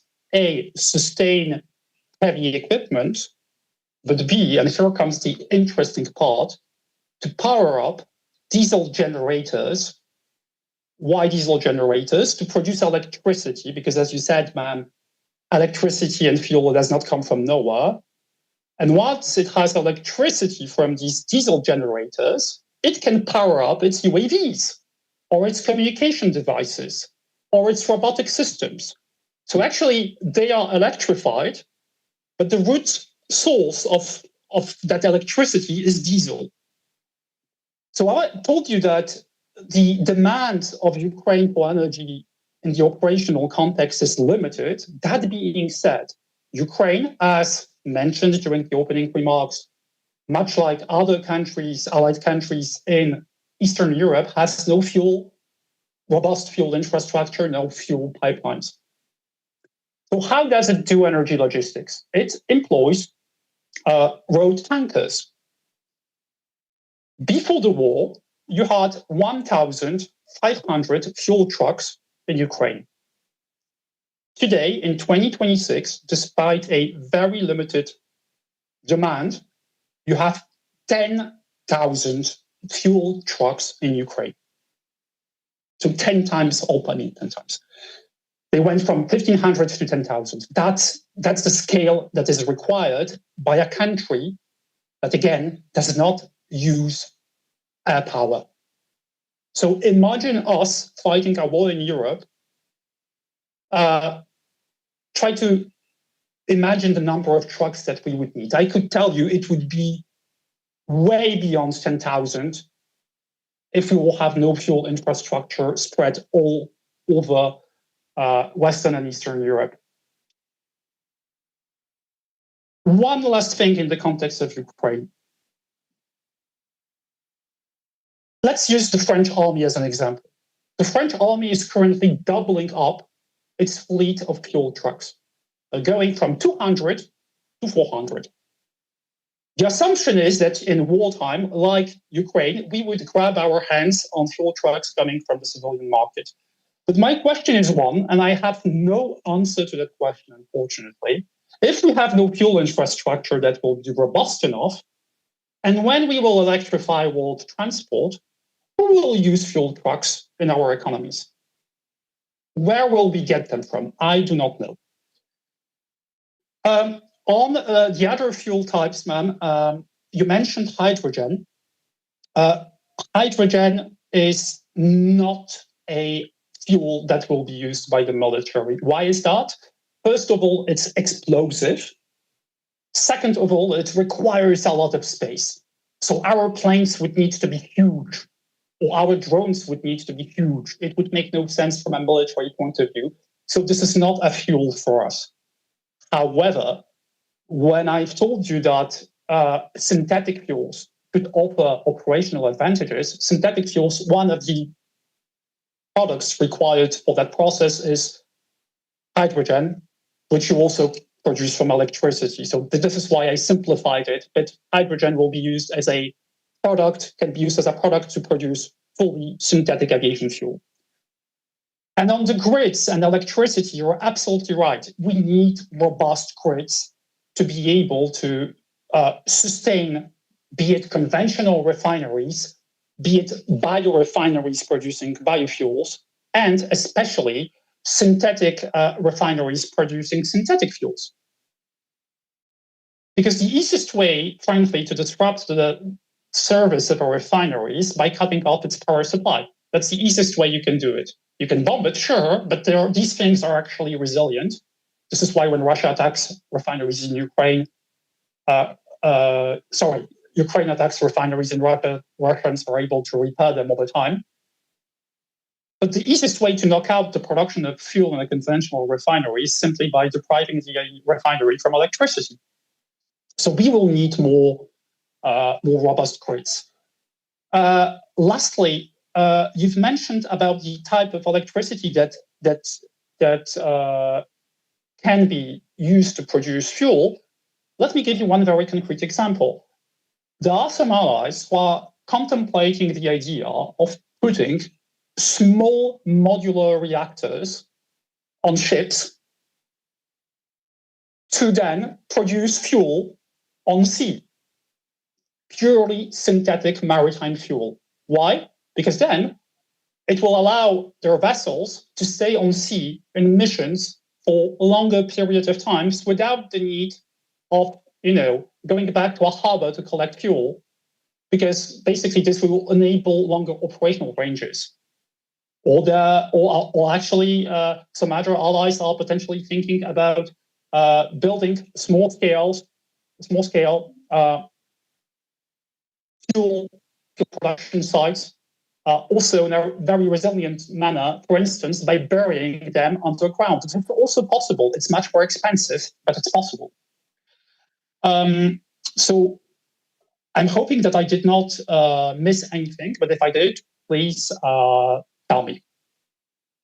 Oh yes, the wartime needs. Sorry, can we have the previous slide? I talked about peacetime needs. War is insanely energy intensive. I cannot give you the exact needs of what we would need to, of the volumes of energy and fuel that we would need to sustain a large combat operation in Europe at present, but I can look into history books. When you go back to 1990, 1991, Operation Desert Storm, back then, when conducting this operation, the US only burned 32% of today's 2026 Germany annual consumption of kerosene. But there are two nuances, and this is why I will need you to bear with me. This was 40 years ago, 35 years ago, when military equipment was less fuel hungry. Go back to the example of the F-16 versus the F-35, which requires 60% more fuel. First nuance. And secondly, back then, the US and its allies were taking off from bases in Saudi Arabia. They had no distribution problem. They didn't need any pipelines. They had unlimited supply right under their noses. And lastly, Saddam Hussein Iraq had a smaller force than Vladimir Putin Russia. So the volumes would be radically different today. I'm hoping that I answered that question as well. Did very extensively. Thank you very much. And I think we're now ready to take questions from the floor. Yes. Now, our acting rapporteur, Annick Pontier, the floor is yours. Thank you, Mr. Chairman. Thank you, Mr. Wijorkiewicz, for your presentation. It was excellent as well as very interesting. Thank you. I was myself present as one of the participants during the joint visit to the Central Europe pipeline system in Paris in March this year. And the topic of the expansion of the pipeline system was discussed over there. So my questions to you are the following. How can, according to you, national parliaments and parliamentarians promote the expansion of the NATO pipeline system and encourage investment to enable its expansion, thereby improving, naturally, NATO's deterrence and defense posture? And a second question, if I may, what additional measures can allied governments and parliaments take to reduce dependence on Russia and China in the energy sector? I thank you in advance. Julian, the floor is yours. Thank you. And thank you very much for that question. How can you promote it? Indeed, I mean, perhaps I needed to stress that at the very outset. I very much value this briefing because, you know, NATO has no parliament. You are the parliament. You are NATO's parliament. We have no government. And as I tried to explain from the very outset, you, as politicians, you have an impact on policymakers, on energy policymakers. So you can make a difference. How can you promote it? Well, I see two ways. First of all, yes, we need that from a military point of view. We need that expansion, and allied consultations and negotiations are ongoing on that topic. And I can tell you sincerely that everyone at NATO HQ is hoping for a positive outcome of that process. It will be a difficult decision. Why? Because it will cost a lot of money, and for a lot of people, it's still counterintuitive. A lot of people still associate fuel infrastructure with fossil infrastructure, which I tried to explain to you today that it's not really the case.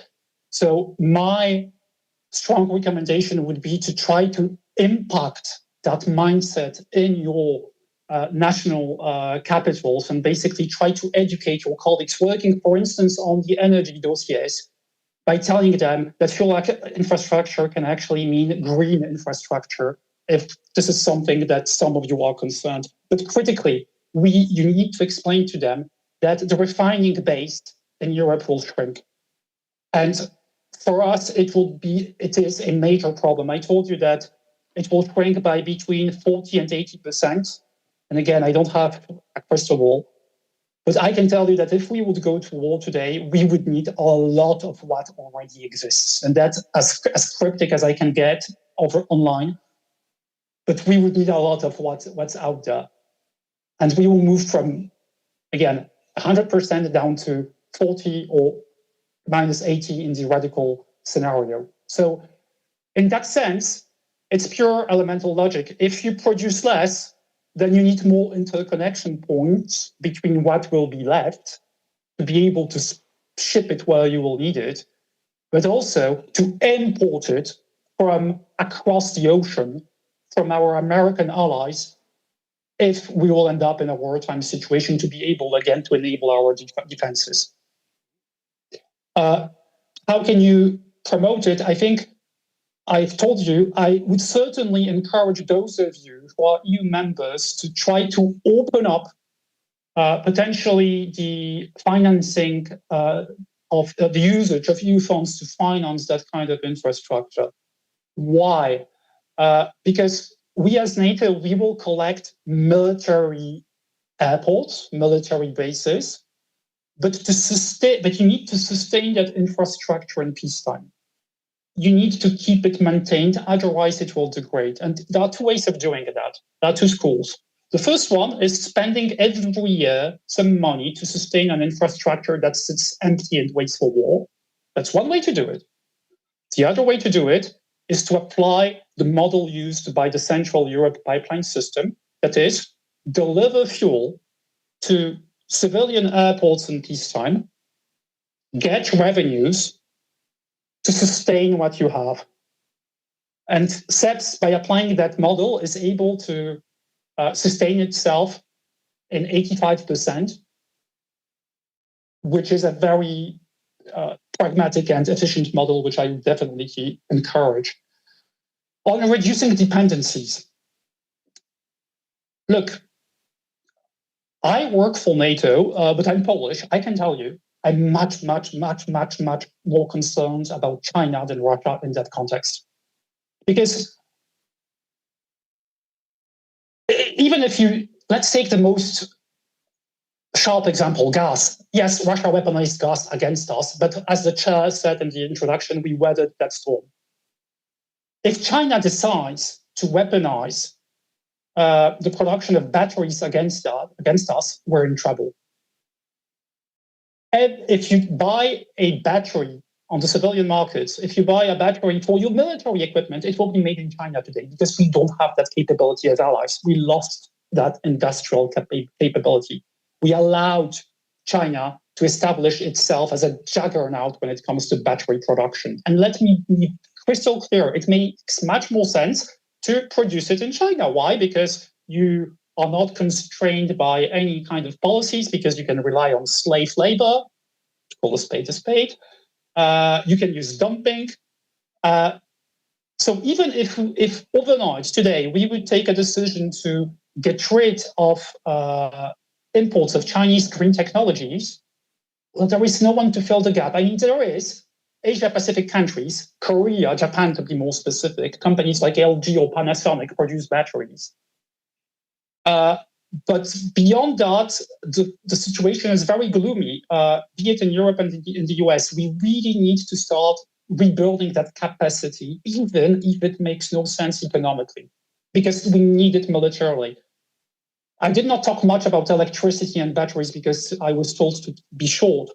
But if you were in the military 20 years ago, you had one battery that would be a battery to power up your torchlight. Today, if you go to Ukraine, you have a battery to power up your torchlight, to power up your communication device, to power up your counter-UAV device. And again, irony of the whole thing, these batteries are powered up by fuel from diesel generators. So what can you do? Use your trade policies, introduce tariffs, trade barriers, block it, and at the same time, use R&D and use, sorry to say so, subsidies to subsidize what is really necessary for maintaining a deterrence and defense not only today, but also in 25 years. So start producing batteries, learn how to do it from scratch, and invest in alternative drop-in fuels while trying to preserve your refining base. That's the only recommendation I could think of. Well, thank you, Julian. As we have to finish in 10 minutes because of another meeting which will take place in this room, I'm closing the list for questions, first of all, and then I have 3 remaining questions. I'll take all the questions together, and you answer to those 3 questions. Okay, Julian? Now, Marie-France Lalonde from Canada. Thank you very much. I'm going to be very quick. Thank you very much for this detailed presentation. My question would be in twofold. I would guess my first question would be, how important are energy-related consideration in NATO's planning for various types of crisis? And talking about crisis, and you made some comments about it, to what extent has the partial closure of the Strait of Hormuz affected NATO's planning for the energy purpose? And you didn't approach anything about LNG. Wanted to know your thoughts on this, and how does that more on the civilian or defense perspective?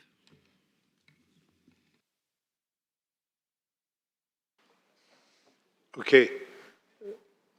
Paolo Marchesi from Italy. Marchesi from Italy.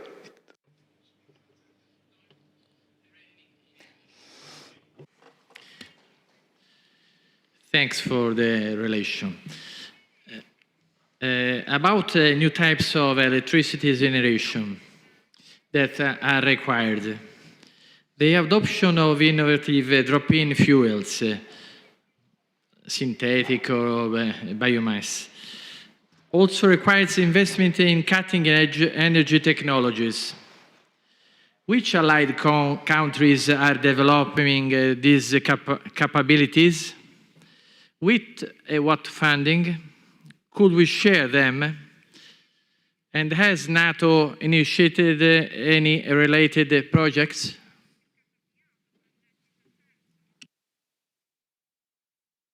Thank you. And finally, Mr. Wouter-Bekkieff from European Parliament. Yes, thank you. I have a question about the European decarbonization agenda. We are decarbonization according to the Paris Agreement to become more autonomous, climate neutral, and so on. And this is already quite a challenge.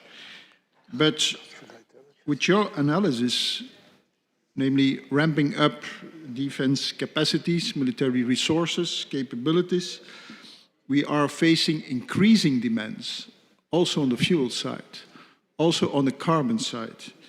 So we are facing more demand.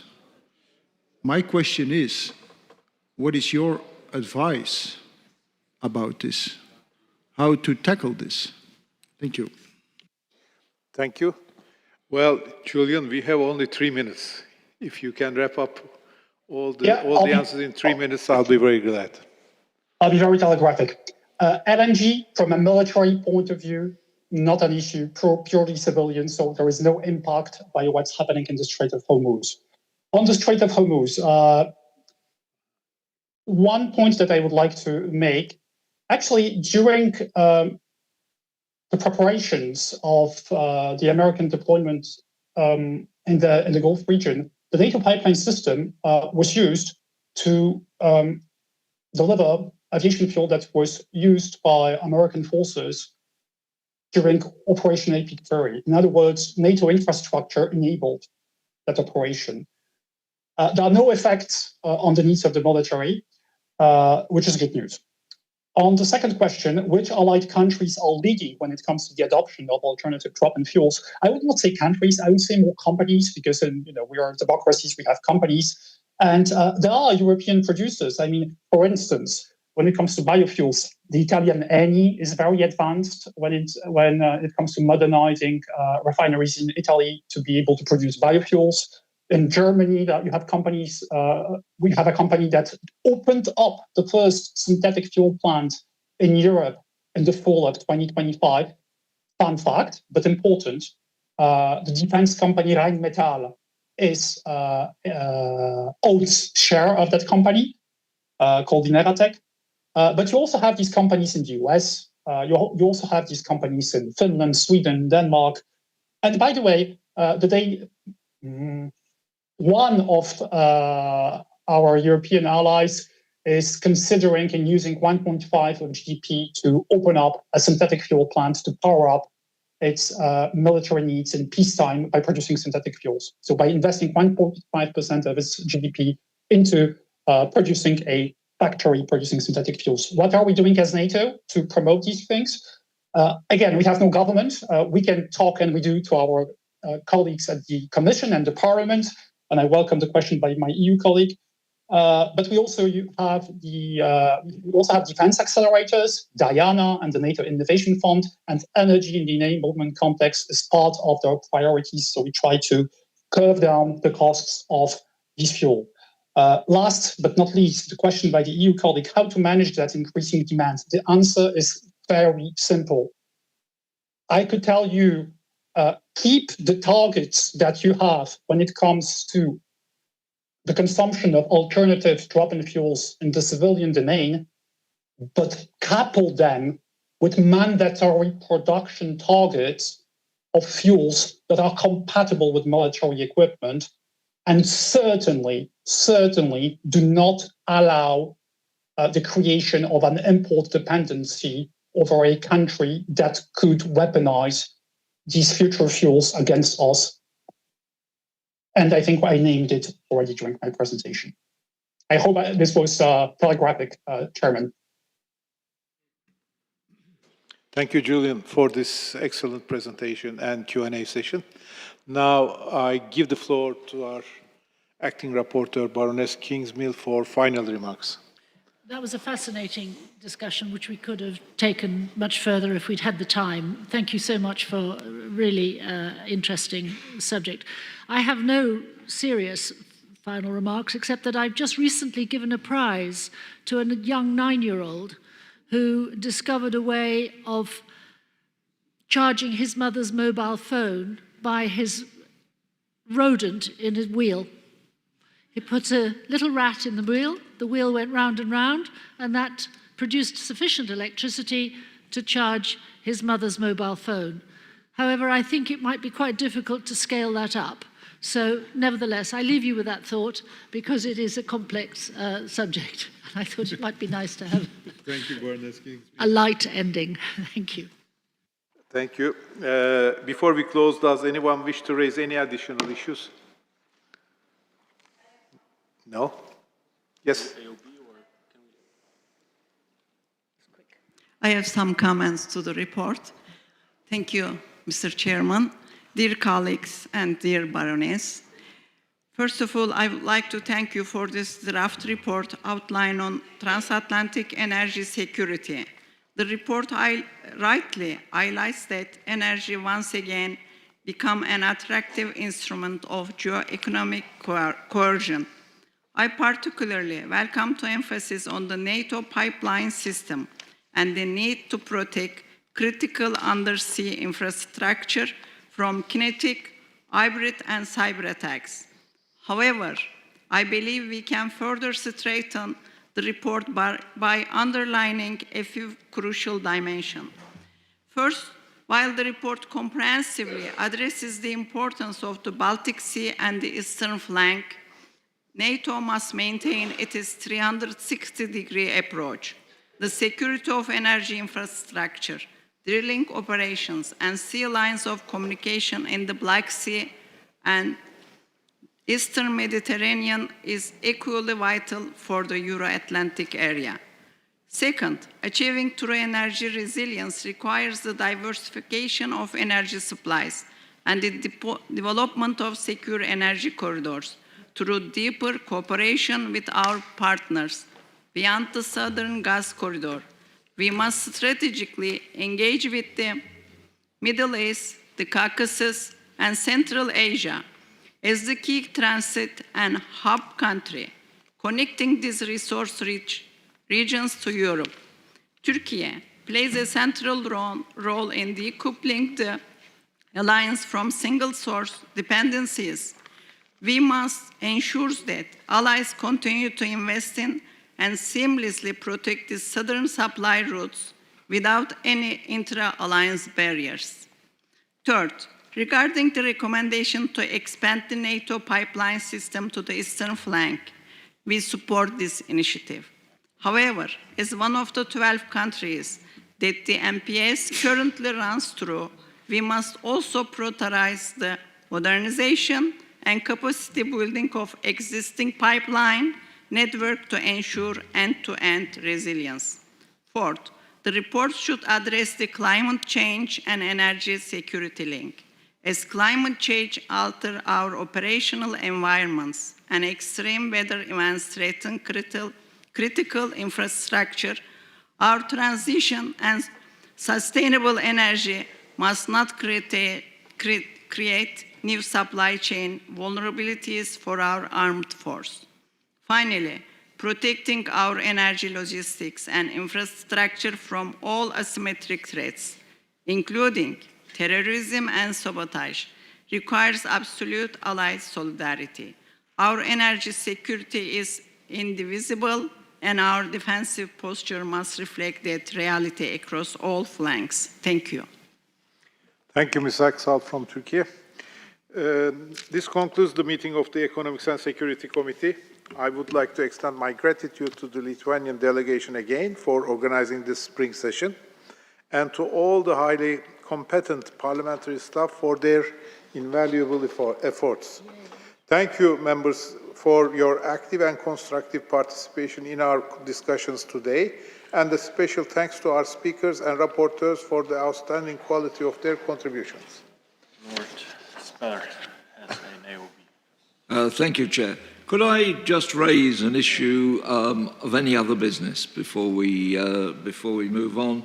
And that is to issue an invitation to the SC to attend an international parliamentary conference to be held in London on the 3rd and 4th of September.